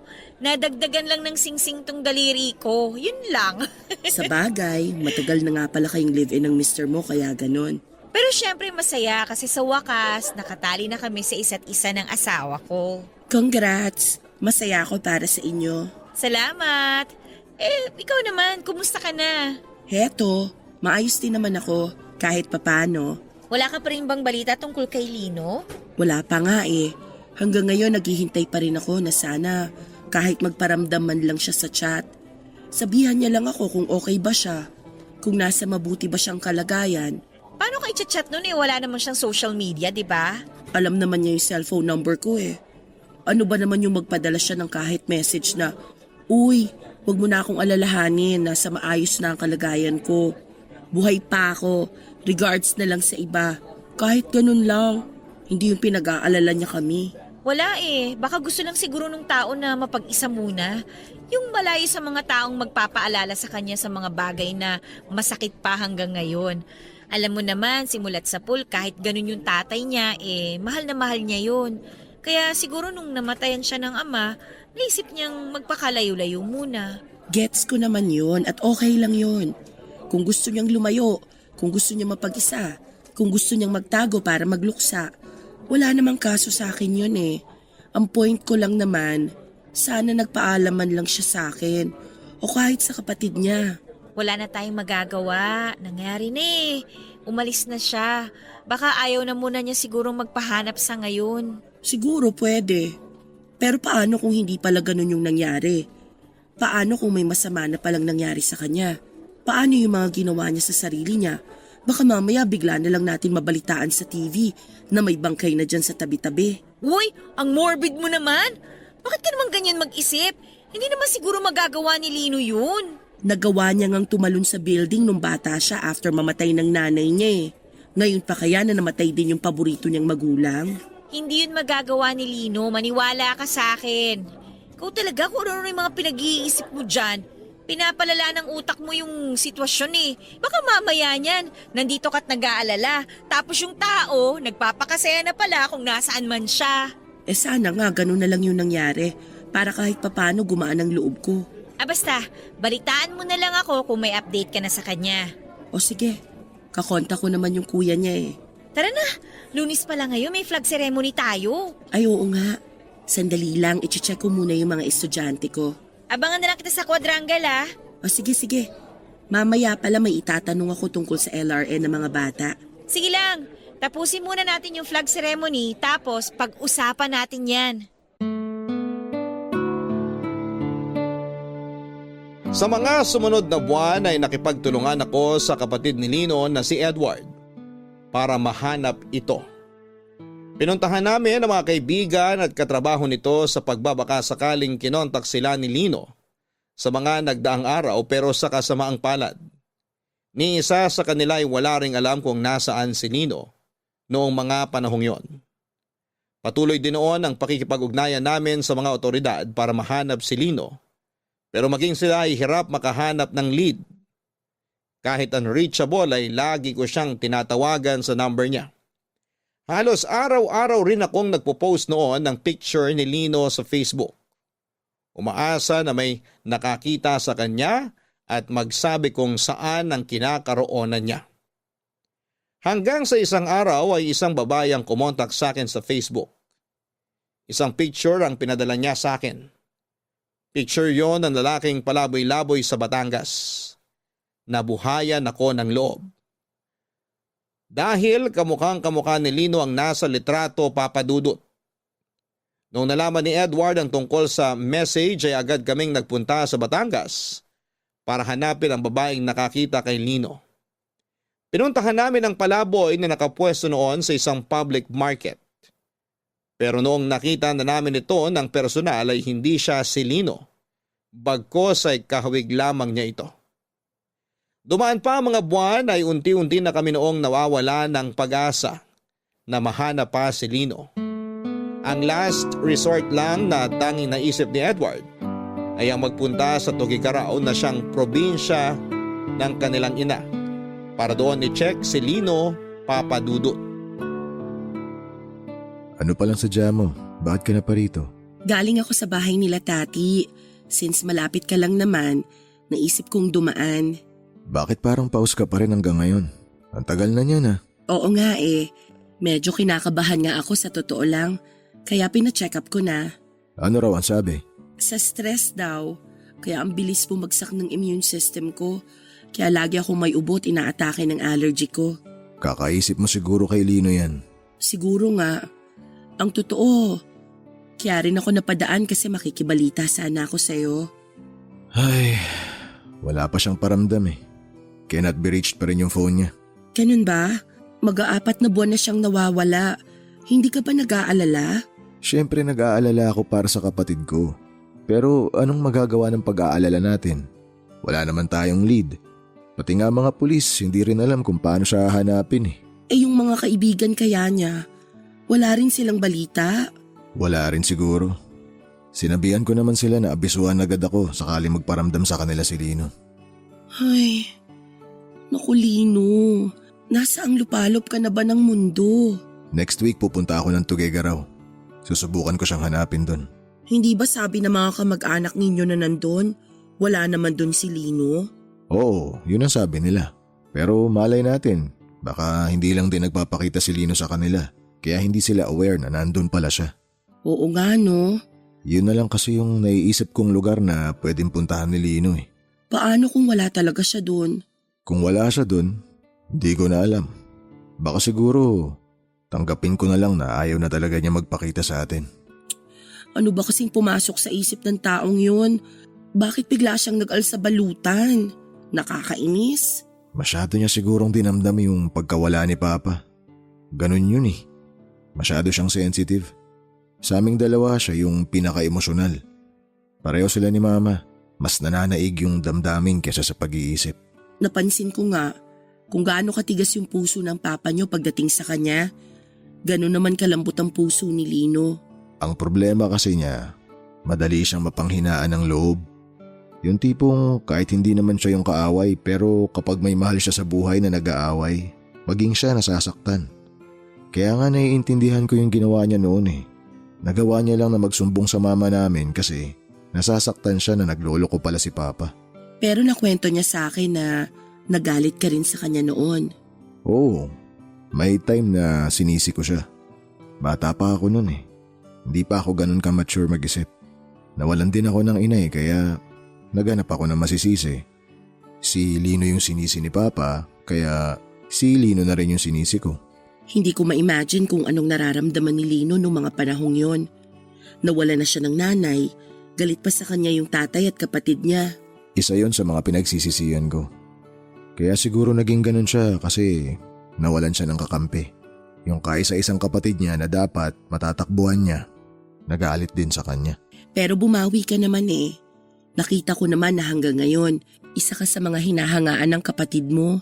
Nakabawi nga ako pero huli na. Naisip ko nga, kung sana hindi ko tinalikuran si Lino nung bata pa kami. Baka siguro hindi ganito yung klase ng buhay niya eh. Wala na tayong magagawa sa nangyari na. Kahit naman malaman mo ang sagot yan, wala pa ring magbabago eh. Ang gawin na lang natin ngayon, hanapin si Lino para masiguro nating nasa mabuting kalagayan siya. Yan na nga mismo ang ginagawa ko. Nakalive na ako sa trabaho ngayon. Sana nga tama yung hinala ko na nasa Tuguegarao siya. Sana nga, Balitaan mo na lang ako. Oo naman, babalitaan kita agad. Mauna na ako. O paano? Mag-iingat ka pa uwi ah. Salamat.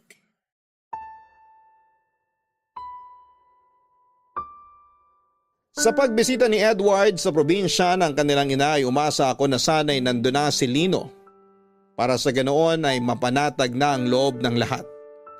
Pero pagbalik ni Edward sa Maynila ay masamang balita ang dala nito, Papa Dudut. Wala raw sa Tugigaraw si Lino.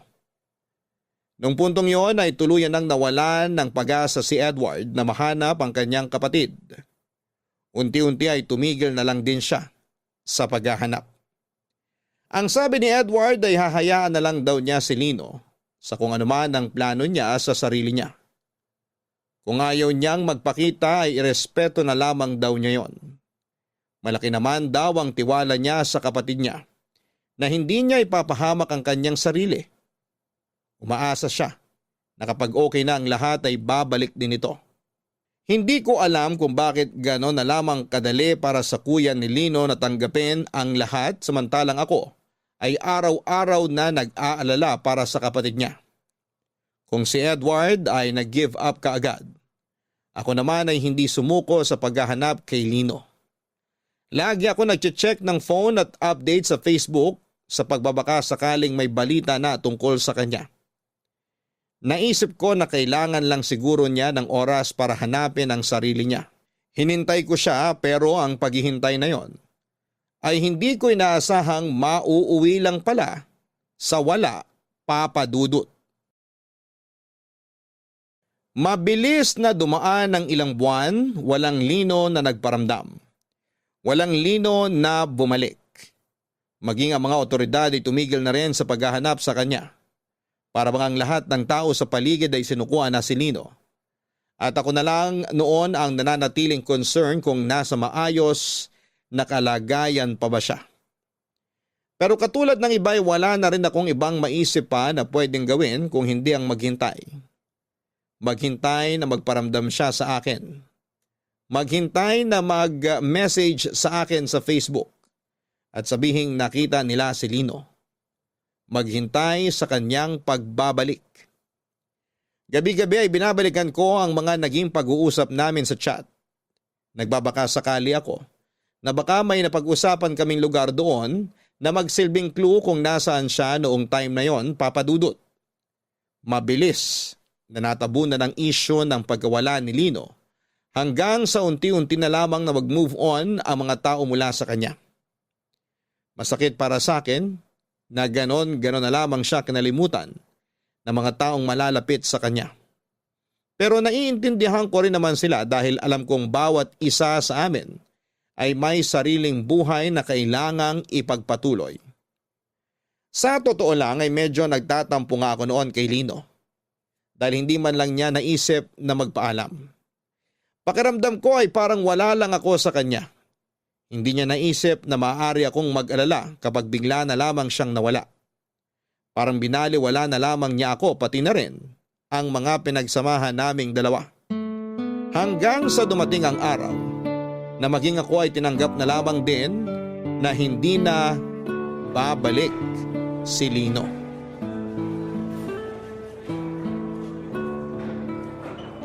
Georgette! Halika rito! Sandali, nandyan na. Wala bang nakaupo rito? Wala.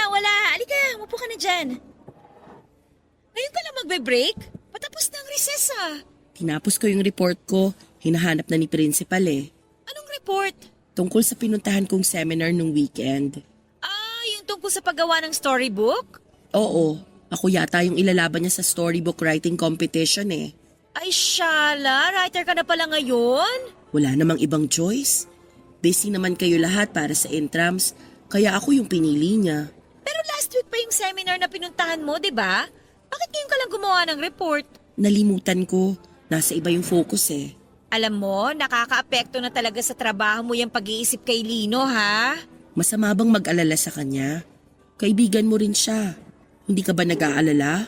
Nung una, nag-aalala ako. Pero matanda na yun eh. Alam na niya yung ginagawa niya. Kung ayaw niya magpakita, tanggapin na lang natin. Nang gano'n na lang? Bakit ba Parang sobra-sobrang pag-aalala mo kay Lino. Hindi ka naman niya jowa para maging ganyang kalaki ang concern mo sa kanya. Oo nga, hindi niya ako girlfriend. Pero kaibigan ko siya. Tsaka kahit papano may pinagsamahan na kaming dalawa. Hindi mo na maaalis yung pagiging concern ko sa kanya. Ang tanong, concerned ba siya sa'yo? Hindi ka nga niya maisip na kumustahin eh. Hindi ka man lang niya magawang balitaan kung anong ginagawa niya ngayon. O, di ba? Nandito ka, nag-aalala sa kanya. Pero siya, kung nasaan man siya, nandun na siya, nagsisimula ng bagong buhay. Alam mo ko ako sa'yo, gawin mo na rin yung ginagawa ni Lino. Aalis din ako. Hindi, luka-luka ka. Magsimula ka na rin sa buhay mo na wala siya. Parang ang hirap namang gawin yan. Ay nako, nagawa nga ni Lino ng walang kahirap-hirap eh. Bakit hindi mo kaya? Ay, ang hirap isipin na hanggang doon na lang yung pagsasama namin. Okay na kami eh. Nagpaplano na kaming magkabalikan, tapos ganun yung nangyari. Ganyan talaga ang buhay. Parang teleserye, puno ng plot twist. Dapat lagi kang handa. Yun nga ang problema. Hindi ako handa. Ay nako Georgette, sinasabi ko sa'yo mag-move on ka na kay Lino. Wala kang mapapala sa kakahintay sa kanya. Tatanda kang dalaga niya, sige ka. Grabe ka naman. Anong grabe dun? Kalahating taon na simula nung nawala si Lino. Walang paramdam yung tao sa'yo. Dun pa lang, dapat alam mo na wala na siyang pake sa'yo. Sorry ha kung medyo masakit tong mga sinasabi ko, pero yun kasi yung totoo eh. Kailangan mo na siyang kalimutan. Ay, sige, susubukan ko. Oy, wag mong subukan. Gawin mo. Oo na, gagawin ko na. Yan, dapat ganyan. Para hindi ka nalilate sa pagpasa ng mga report mo. Sarili mo naman ang isipin mo ngayon.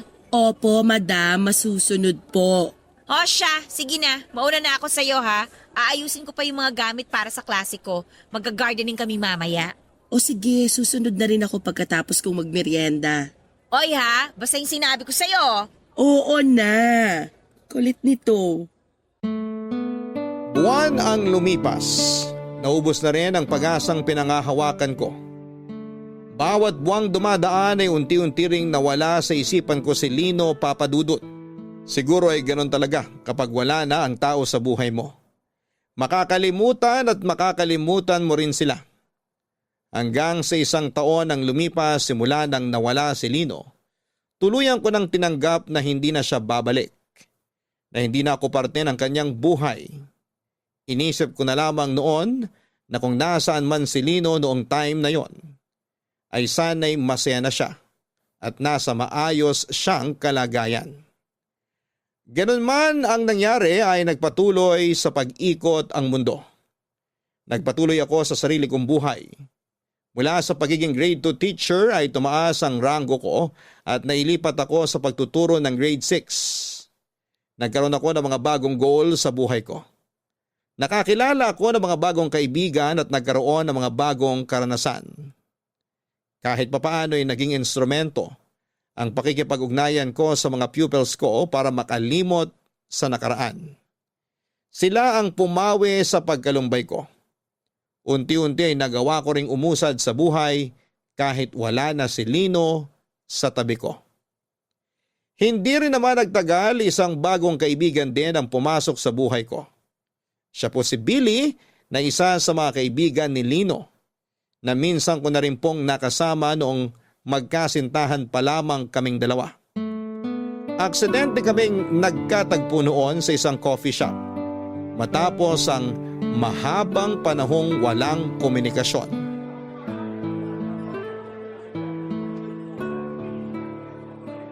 Georgette? Uy, ikaw nga! Kamusta ka na? Billy, hindi mo na ako naalala? Yes, Billy. Iba kasi yung tawag sa'yo ni Lino eh. Oo, B-Boy tawag nila sa akin, short for Billy Boy. Pero Billy na lang itawag mo sa akin. May kasama ka ba? Pwede bang umupo? Oh, sure. Sure, maupo ka. Wala akong kasama. Salamat. So, bakit ka naman mag-isa rito? Nagpapahangin lang. Walang klase eh, kaya naisip kong lumabas naman. I see. Nakakatampo ah. Hindi mo na pala ako maalala. Ilang beses na tayo nagkasama noon nila Lino. Naalala kita pero sa mukha lang. Sorry, nalimutan ko yung pangalan mo. Makakalimutin na ako eh. Dami kasing kaibigan ni Lino. Actually, hindi ko na rin maalala yung mga pangalan ng iba. Okay lang. Tagal na nating di nagkita. Ano nang balita sa'yo? Okay lang naman ako. Nakakasurvive naman sa hamon ng buhay kahit papano. Mabuti naman. Si Lino, may update ka na ba sa kanya? Wala pa hanggang ngayon. Hindi pa rin siya nagpaparamdam. Sus, yung taong yun talaga. Huwag ka mag-alala. Babalik din yun one of these days. Sana nga. Teacher ka pa rin ba dun sa public school na nabanggit mo dati? Oo, dun pa rin ako. Nakakatuwa naman. Bakit mo naman naisipang maging teacher? Hirap ng trabaho na yan ah. Retired teacher din kasi yung nanay ko. Isa siya sa mga inspirasyon ko sa buhay. Hangang-hanga nga ako sa kanya eh. Teacher ko rin kasi siya ng grade 5 ako. The way na magturo siya, sobrang na-impress ako. Kaya naisip ko na balang araw, magiging teacher din ako. Kaya pala, nasa dugo nyo rin pala. Oo, at saka napaka-fulfilling kayang maging teacher. Oo, mahirap siya. Pero yung paghihirap na yon tsaka pagod, magiging worth it kapag nakita mo na yung mga batang natuturuan mo na successful na ngayon. Isa yun sa mga bagay na hindi na mawawala sa buhay ng isang teacher. Maging parte sa buhay ng bawat batang nangangarap. Ang lalim naman ng pinanghuhugutan mo. Nahiya tuloy yung trabaho ko. Ano nga pala ulit yung work mo? Ako ang nagmamanage sa family business namin. Ah, oo, yung lumber something? Oo, producer kami ng mga tabla na ginagamit sa pagpapatayo ng mga bahay. Ang galing! Pangarap ko rin yan eh, yung mag-business. Talaga? Anong business naman ang gusto mong gawin? Kahit ano, yung magtatagal, kahit ilang henerasyon na ang lumipas, gusto ko kasi na balang araw, may maipapamana rin ako sa mga anak ko. Sure naman ako na matutupad mo rin yan balang araw. Nasa sa atin lang din kasi kung paano natin bubuuin yung future ng mga susunod sa bloodline natin. Kaya mabuti na hanggat maaga pa, pinag-iisipan mo na yung mga ganyang bagay. Sabi nga ng kaibigan ko, maraming plot twist ang buhay, kaya dapat talaga paghandaan. Uy, magandang quote yan ha. Pwedeng ilagay sa sticker. Totoo din naman kasi, minsan bigla-bigla na lang tayong babagsakan ng kung ano-anong pagsubok sa buhay. Mahirap kung mag-isa ka lang nahaharap sa mga problemang yun. Pero 'di ba, sabi nga nila, wala namang problemang ibibigay sa atin na hindi natin kayang lampasan. Oo, tama. Nalalampasan naman natin yung mga problemang yun. Pero minsan, marami tayong naisasakripisyo. Wala eh. Hindi ka magkakaroon ng progress sa buhay kung wala kang sacrifices na gagawin. Nakakalungkot pero totoo yan. Anyway, mauna na ako sa iyo ha. Dumaan lang talaga ako rito para bumili ng kape. O sige. Nice to see you again. Chat-chat na lang? Oo, mag-iingat ka. Malawak ang circle of friends ni Lino. Hindi mabilang sa mga daliri ng kamay ang dami ng kaibigan nito noon. Ang ilan sa kanila ay nakilala ko noong naging boyfriend ko si Lino. Pero simula nung nawala si Lino ay nagkaroon na rin ako ng falling apart mula sa kanila. Nawala na ako ng komunikasyon at update mula sa mga buhay nila dahil si Lino lang din naman kasi ang naging tulay para maging kaibigan ko rin sila. Kaya naman laking tuwa ni Billy noong nakita niya ako matapos ang mahabang panahon. Papadudod si Billy yung tipo ng tao na akalain mong suplado. Masungit at mayabang kapag una mo siyang nakita. Pagkakita mo pa lamang kasi sa kanya ay parang lagi siyang mapapaaway dahil na rin sa mga tattoo nito sa katawan. Hindi naman po sa nagiging stereotype ako pero tad-tad kasi ng tattoo ang buong katawan ni Billy. May arm sleeve tattoo siya sa kanang braso niya na inspired sa mga tribal tattoos. Sa kaliwa naman ay may malaking mukha ng anghel na nakatatak sa biceps nito. Sumisilip din ang eagle wings tattoo nito sa kanyang likuran. Meron din siyang landscape tattoo sa magkaparehong binti nito. Pero ang pinaka-extreme na siguro ay ang hugis espada na tattoo nito sa kanang pisngi niya sa tabi ng kanyang tenga. Sa kabila ng maangas nitong itsura ay malambot ang puso ni Billy. Yun ang una kong napansin noong nakilala ko siya. Mababaw lang ang luha nito at mahilig siya sa aso at takot sa mga ipis. Kung gaano katapang ang itsura niya ay ganoon naman siya kabilis matakot sa maliliit na bagay. Nagulat na lamang ako na pagkatapos naming mag-meet sa coffee shop noong araw na yon, ay bigla akong nakatanggap ng message mula sa kanya. Simula pa lang ay alam ko ang motibo ni Billy kung bakit siya nakikipagkaibigan sa akin. Noong panahon kasama ko pa kasi si Lino, magkakilala lamang kami by name at by face, pero hindi kami masyadong close noon. May mga ilang encounter na rin naman kami pero hindi ko may tuturing na magkaibigan talaga kami noong time na yon. More on acquaintance lang kami dahil magkaibigan sila ni Lino. Hindi naman itinago ni Billy ang totoo niyang hangarin. Gusto raw niya akong kaibiganin at kung maaari ay ligawan kapag nagkataon. Unti-unti ang mga friendly chats niya sa akin ay nahaluan ng romantic gestures. Wala naman daw sigurong masama kung ligawan niya ako dahil matagal naman na raw kaming hiwalay ni Lino. Isa pa'y wala na si Lino kaya safe na sigurong sabihin na wala na siyang planong bumalik pa sa buhay ko. Masakit man pakinggan pero may punto siya sa mga sinabi niyang yon. Ganon pa man, inamin ko kay Billy na hindi pa ako tumatanggap ng manliligaw noon. Hindi ko rin alam kung bakit, siguro ay dahil may parte pa ng puso ko ang patuloy na naghihintay sa pagbabalik ni Lino. Nangako kasi ako noon na hihintayin ko siya at susubukan kong gawin yon. Naikwento ko kay Tati ang biglang pagdating ni Billy sa buhay ko. Meron na? May nanliligaw na sa'yo? Oo, si Billy. Kaibigan din ni Lino. OMG! Totoo? Kaibigan ni Lino yung nanliligaw sa'yo? Oo. Bakit naman ganyan yung reaksyon mo? Wala naman. Alam mo, sikat ka talaga sa mga yayamaning boys, no? Nagkataon din lang naman siguro yun. Siyempre, ang daming kaibigan ni Lino. Hindi naman imposible na may isang magkagusto sa akin. Pretty kaya tong best friend mo. Sa bagay, totoo din naman. Pambato naman talaga yung ganda mo.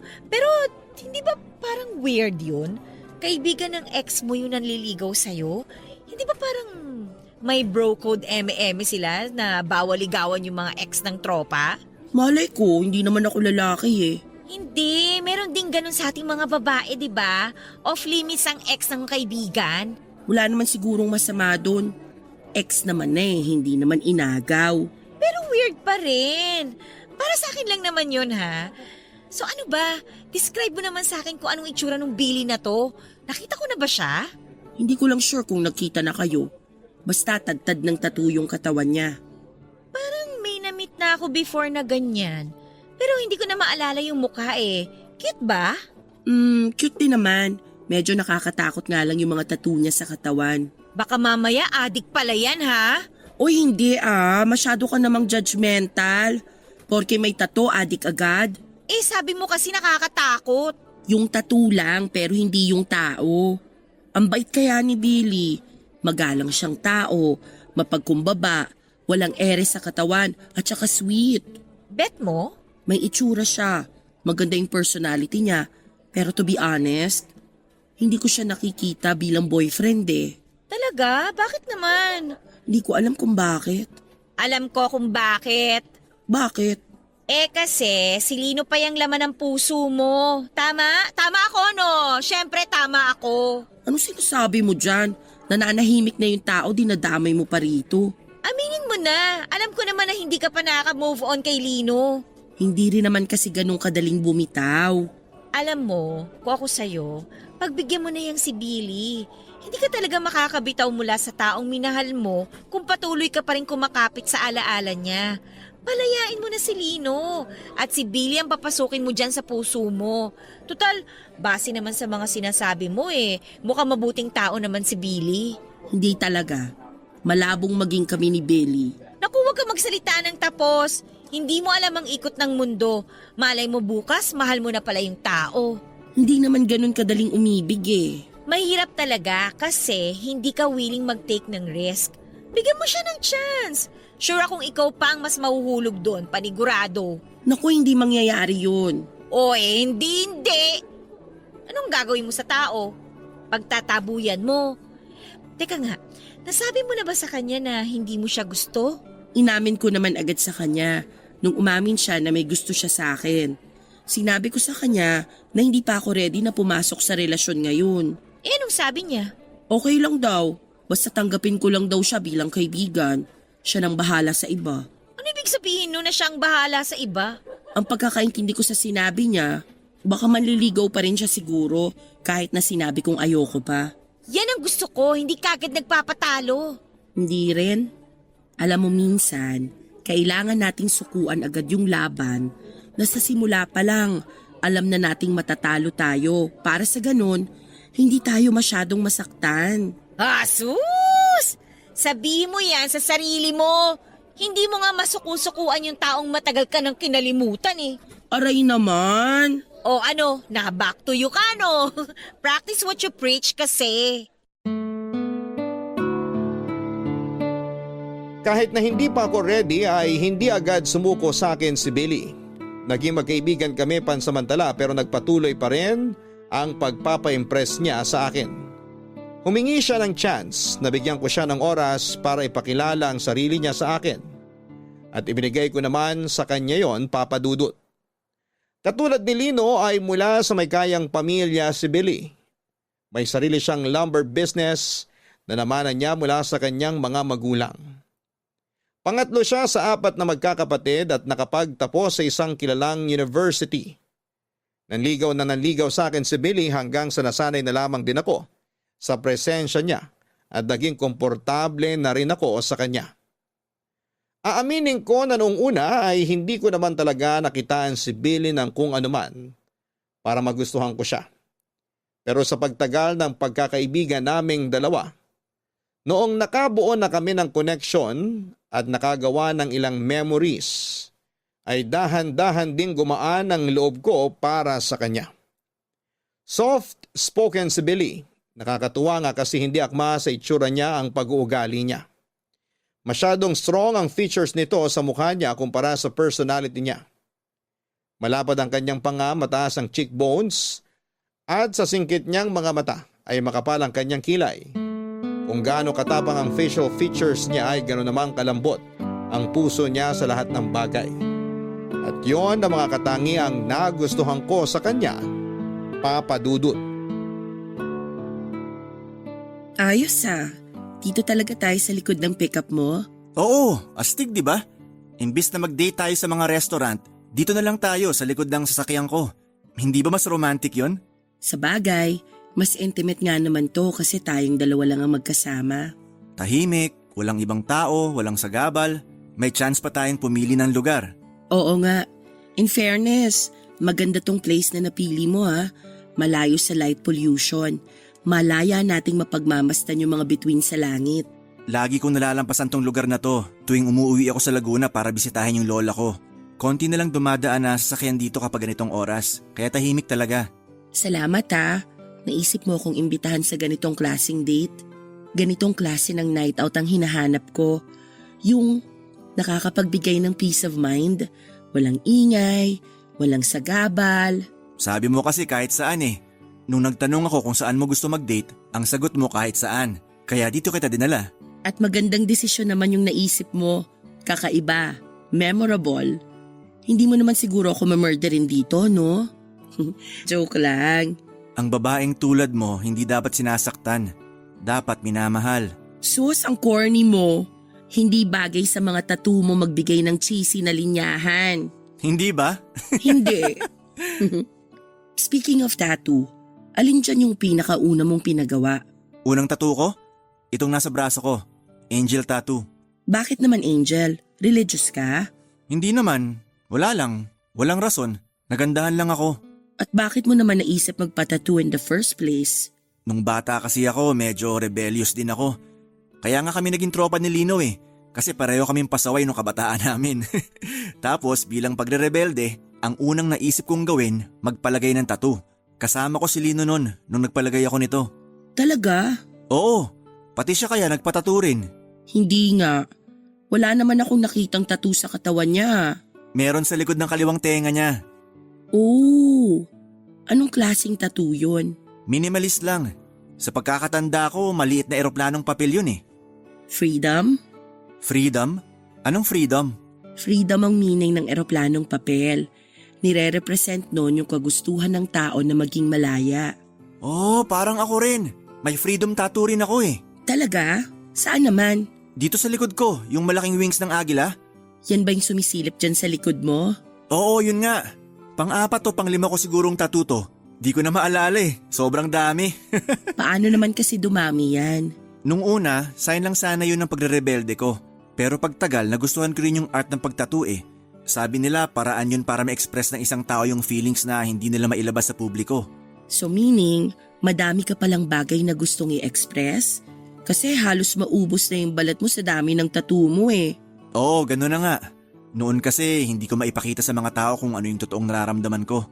Hindi ko alam, medyo mahiyain ako eh. Pero nung tumanda ako, na-realize ko na wala naman pala akong dapat ikahiya. Ngayon tumigil na rin ako sa pagpapatattoo kasi kaya ko naman nang i-express yung feelings ko. Tulad ngayon, yung paghanga ko sa'yo, yung pagkagusto ko sa'yo, nasasabi ko na ng buo. Good for you. Maganda yan kasi kapag malaya mong na-express yung feelings mo, hindi ka mapapaikot ng mga tao sa paligid mo. Ang tanong, ganon ka rin ba? Nasasabi mo ba sa mga tao kung ano yung totoong nararamdaman ng puso mo? Minsan oo, minsan hindi. Depende sa taong kasama ko. Eh ako, anong masasabi ng puso mo tungkol sa akin? Ikaw? Masaya kang kasama, Billy. Actually, lagi kong nilulook forward yung mga araw na magkasama tayo.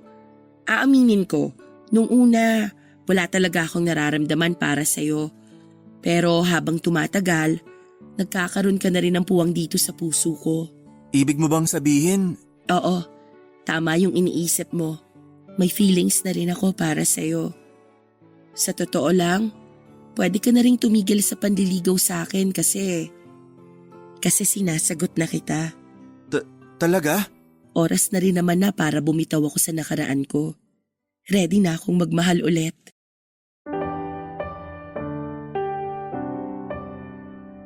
Papadudot, pinatunayan sa akin ni Billy na tama nga ang naging desisyon kong sagutin ko siya.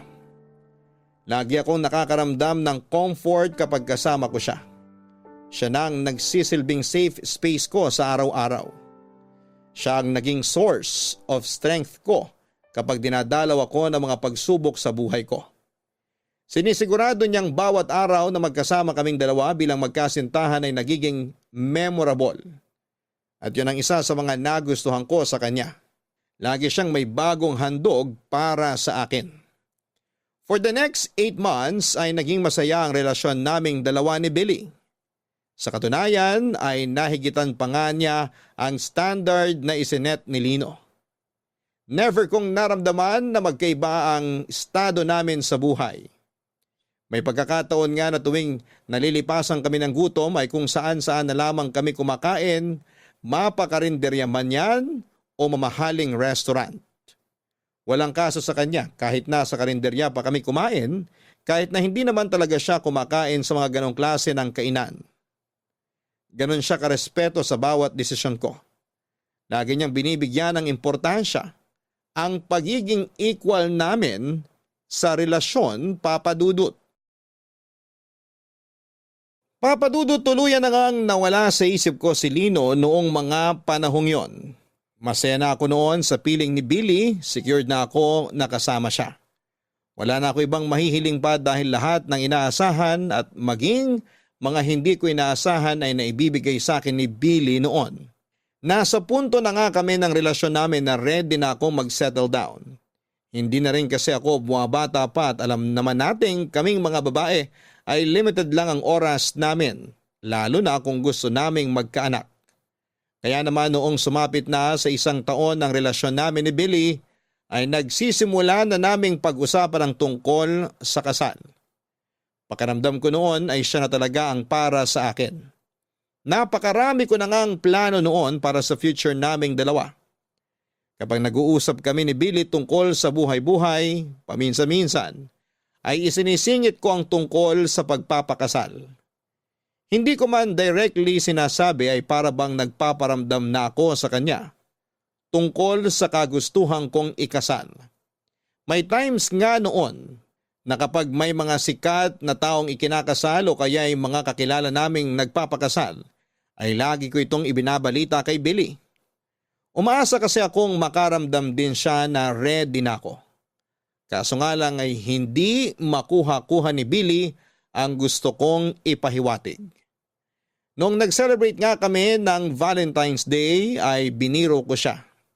Nakala ko ay singsing na ang ibibigay niyang regalo sa akin. Ganon pa man kahit anong biro at pasaring ang gawin ko. Mukhang wala pa talaga noong plano si Billy na pakasalan ako.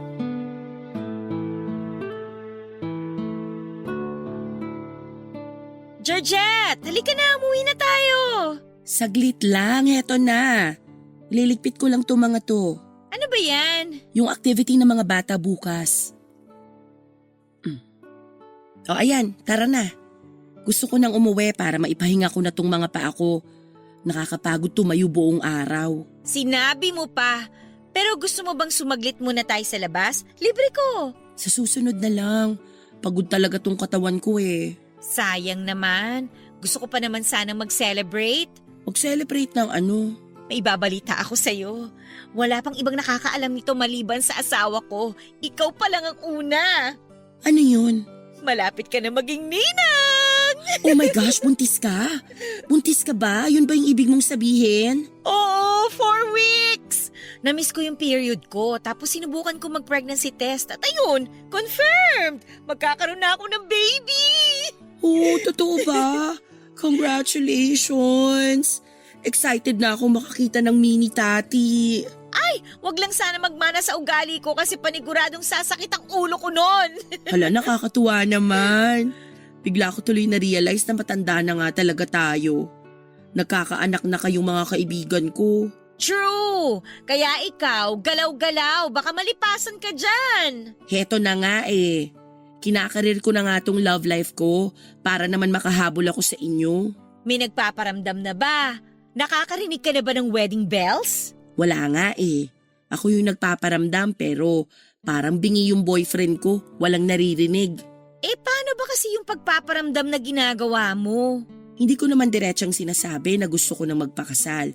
Pero lagi kong ino-open sa kanya yung topic ng pagpapakasal. Na-share ko na nga sa kanya yung dream wedding ko eh. Kung sino yung gusto kong mga nasa entourage, kung ano yung kulay ng damit na mga dadalo at kung ano pa. Tapos, ano naman ang reaksyon niya? Nakikiplano din naman siya. Nagsishare din siya ng mga gusto niyang gawin sa kasal. O yun naman pala eh. Pero wala naman kasing nangyayari. Wala namang singsing. Wala pang pagluhod na nagaganap. Mas maganda siguro kung tapatin mo na siya. Sabihin mo sa kanya na gusto mo na magpakasal. Ganon kasi yung mga lalaki eh. Hirap silang makagets ng context clues. Kailangan diretsahan. Ganon kasimple ang pag-iisip ng mga lalaki. Ayaw nila yung mga nanghuhula sila. Ang pangit naman kasi kung ako magsasabi nun. Tsaka alam mo, feeling ko, gets niya naman yung gusto kong palabasin eh. Ayaw niya lang kagatin. Huwag mo na lang kasi munang pangunahan. Malay mo, nag-ready na pala siya. Mas maganda yung wala kang ine-expect. Mas masaya yun. Sure naman ako na pakakasalan ka ni Billy eh. Alam kong mahal ka nun. Pero kailan? Kapag menopause na ako? Gaga, 45 pataas ang menopausal stage ng babae. 31 ka pa lang ha, yan ang kagad ang iniisip mo. Hindi naman siguro ganun katagal bago mag-propose si Billy. Ay, sana nga. Huwag mo na nga isipin yan. Masyado ka kasing overthinker eh.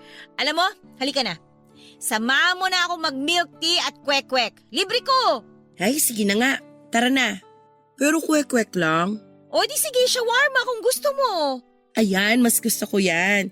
Gusto ko shawarma rice ha. Oo na, halika na. Marami pa tayong pag-uusapan.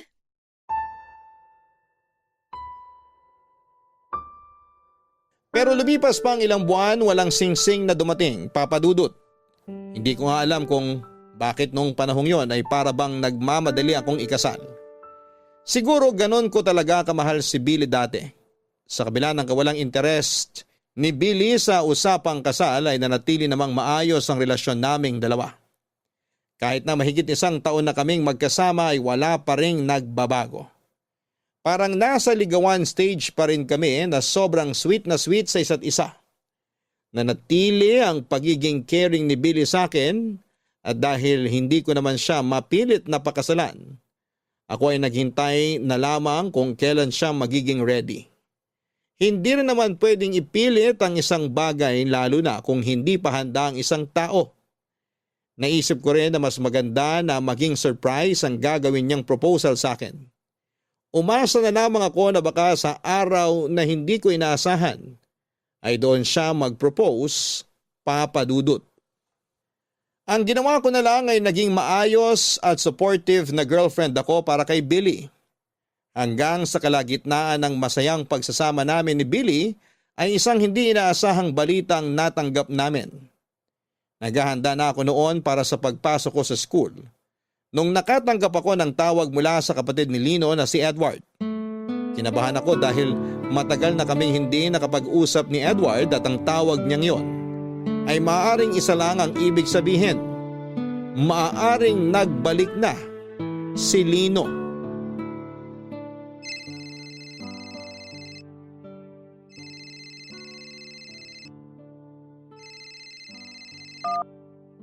Hello? O Edward, napatawag ka. Good morning. Pasensya ka na kung bigla ako napatawag ah. Walang problema. Anong meron? Sa'yo ang anong meron. Ang tagal na niyang paus mo ah. Nung huli tayo magkausap, paus ka. Hanggang ngayon, paus ka pa rin. Ay, nangiinip na nga ako eh. Sobrang tagal na nito. Gusto ko nang bumalik sa normal yung boses ko. Pero tuloy-tuloy naman yung pagpapacheck up ko. Binago na rin kahit papano yung lifestyle ko. Iniiwasan ko na rin ma-stress para di na ma-trigger allergy ko. Tsaka para di na rin ako magkasakit. Alam mo maganda yan. Makakatulong talaga sa overall well-being ang lifestyle change. Ay, sandali. Nasaan ka ngayon? Nandito sa bahay, naghahanda na para sa school. Bakit? May ibabalita kasi ako sa'yo eh. Magandang balita. Tungkol ba to kay Lino? Oo, bumalik na si Lino. Nandito na siya. Talaga? Kailan pa? Nag-message siya sa akin kagabi. Sabi niya on the way na daw siya pabalik ng Maynila. Kasusundo ko lang sa kanya kanina madaling araw. Pero saan daw siya galing? Saan siya nagtago nito mga nakaraang taon? Sa Tugigaraw. Tugigaraw? Di ba nanggaling ka na doon noon? Sabi mo wala siya doon. Ang totoo niyan, nung nagpunta ako sa probinsya namin, nakita ko talaga siya ron. Ano? Bakit hindi mo sinabi sa akin? Hiniling kasi ni Lino na huwag ko na munang ipagsabi sa iba eh. Pati na rin sa'yo. Ayaw daw niya na may makaalam ng kinaroroonan niya. Gusto niya munang malayo sa mga taong kakilala niya. Kaya pala, sabi na eh. Hindi ka basta-basta titigil na lang sa paghahanap sa kapatid mo ng gano'n na lang. Yun pala, alam mo na kung nasaan siya. Sorry kung naglihim ako sa'yo. Medyo selfish kayo pareho sa part na yun. Pinag-alala niyo ako ng mahabang panahon, alam mo ba yun? Alam ko kung paano ka nag-alala para sa kapatid ko. Gustong gusto ko na nga sanang sabihin sa'yo yung totoo eh, kaso naisip ko, wala naman ako sa lugar para pangunahan yung kapatid ko sa mga desisyon niya sa buhay. Siguro mas mabuti kung siya na lang ang kausapin mo tungkol dyan. Hayaan mo na nga yun. Ang mahalaga, nakabalik na siya. Gusto ka raw niya makita agad kung sakaling may time ka. Nasaan ba siya ngayon? Nagpapahinga pa siya. Napagod siya sa biyahe.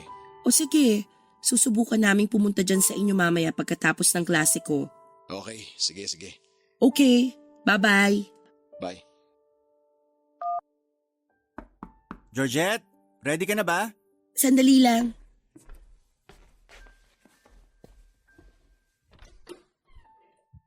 Billy, sandali, hindi pa ako nakapagbihes. Pumasok ka muna. Okay, sige. Aantayin na lang kita para maihatid kita sa school. Nag-breakfast ka na ba? Kumain ka muna. Tapos na ako. Salamat. Magbibihes na sana ako, kaso biglang tumawag si Edward. Yung kapatid ni Lino? Bakit daw? May binalita siya sa akin. Hulaan mo kung ano? Ano? Bumalik na si Lino. Talaga? Kailan pa? Kakauwi lang daw niya kaninang madaling araw. Nandun siya sa bahay ng kuya niya ngayon. Wow! Bakit daw siya bumalik? Anong bakit? Wala namang ibang uuwian yun kundi dito lang din. Ganun ba? Mabuti naman na isipan niyang bumalik pa. Akala ko doon na siya tatanda kung nasaan man siya eh. Kaya nga pero masaya ako na nakabalik na siya. Excited na akong makita siya. Gusto mo puntahan natin siya ngayon? Mamaya na lang. Nagpapahinga pa raw siya eh. Puntahan natin siya pagkatapos ng klase. Pwede rin, pero malilita ko ng pagsundo sa'yo kasi may delivery sa store mamaya. Kailangan ko i-check yon. Okay lang. I-message na lang kita kapag tapos na ako sa school. May meeting din kasi kami after class eh. Okay, sige. Oh wait lang, magbibihis na ako. Mabilis lang to. Take your time.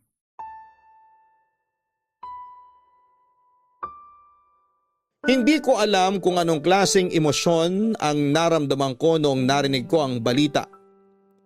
Pinaghalong saya, kaba, gulat at pagkalito ang naramdaman ng puso ko. Sa mahabang panahon ng pagkawala ni Lino, hindi ko inaasahan na babalik pa siya pero nagbalik siya, Papa Dudut. Pagkarinig ko pa lang sa pangalan niya ay parang tubig na muling dumaloy sa utak ko ang lahat ng memories naming dalawa ni Lino. Pumasok ako sa trabaho na ang buong isip ko ay na kay Lino. Inimagine ko kung may nagbago ba sa itsura niya. Kung kumusta na siya. Pagkatapos ng meeting namin ay sinundo ako ni Billy sa school at sabay kaming nagpunta sa bahay nila Edward kung saan ay pansamantalang nakikitira si Lino. Iba yung kaba ang naramdaman ko ng time na yon habang nasa biyahe. Hindi ko alam kung papaano ko haharapin si Lino matapos ang napakahabang panahon. Noong sa wakas ay nagkita na kami, nakahinga ko dahil kitang-kita sa kanyang mukha na maganda ang kinalabasan ng pagkawala nito. Agad niya akong niyakap ng napakahigpit. Makikita sa mga mata nito ang saya noong sa wakas ay nasilayan na niya ako. Masaya niyang ibinalita sa akin na nagbalik na siya. Na nagbago na siya at handa na siyang umibig muli. Nagpasalamat siya na nahintay ko raw siya. Pero sa likod ng magandang balita na dala nito ay sinalubong ko naman siya ng masamang balita. Ipinaalam ko sa kanya ang sitwasyon ko na hindi na pwedeng bumalik pa ako sa kanya dahil boyfriend ko na noon si Billy. Hanggang dito na lamang muna ang kwento ko sa inyo, Papa Dudut. Maraming salamat sa pakikinig at pagbabahagi ng story ko sa ating mga kabarangay. Mabuhay po kayo. Ang inyong forever kapuso at kabarangay, Georgette. Mga kabarangay, maging maingat tayo sa oras at damdamin ng isang taong naghihintay para sa atin dahil may hangganan ang bawat pangunawa at pasensyang kayang ibigay ng isang tao. At kapag hindi natin ito binigyan ng importansya ay darating ang araw na mapagtatanto nating tayo man ay magbalik. Maaring huli ang lahat para sa inaasahan nating comeback.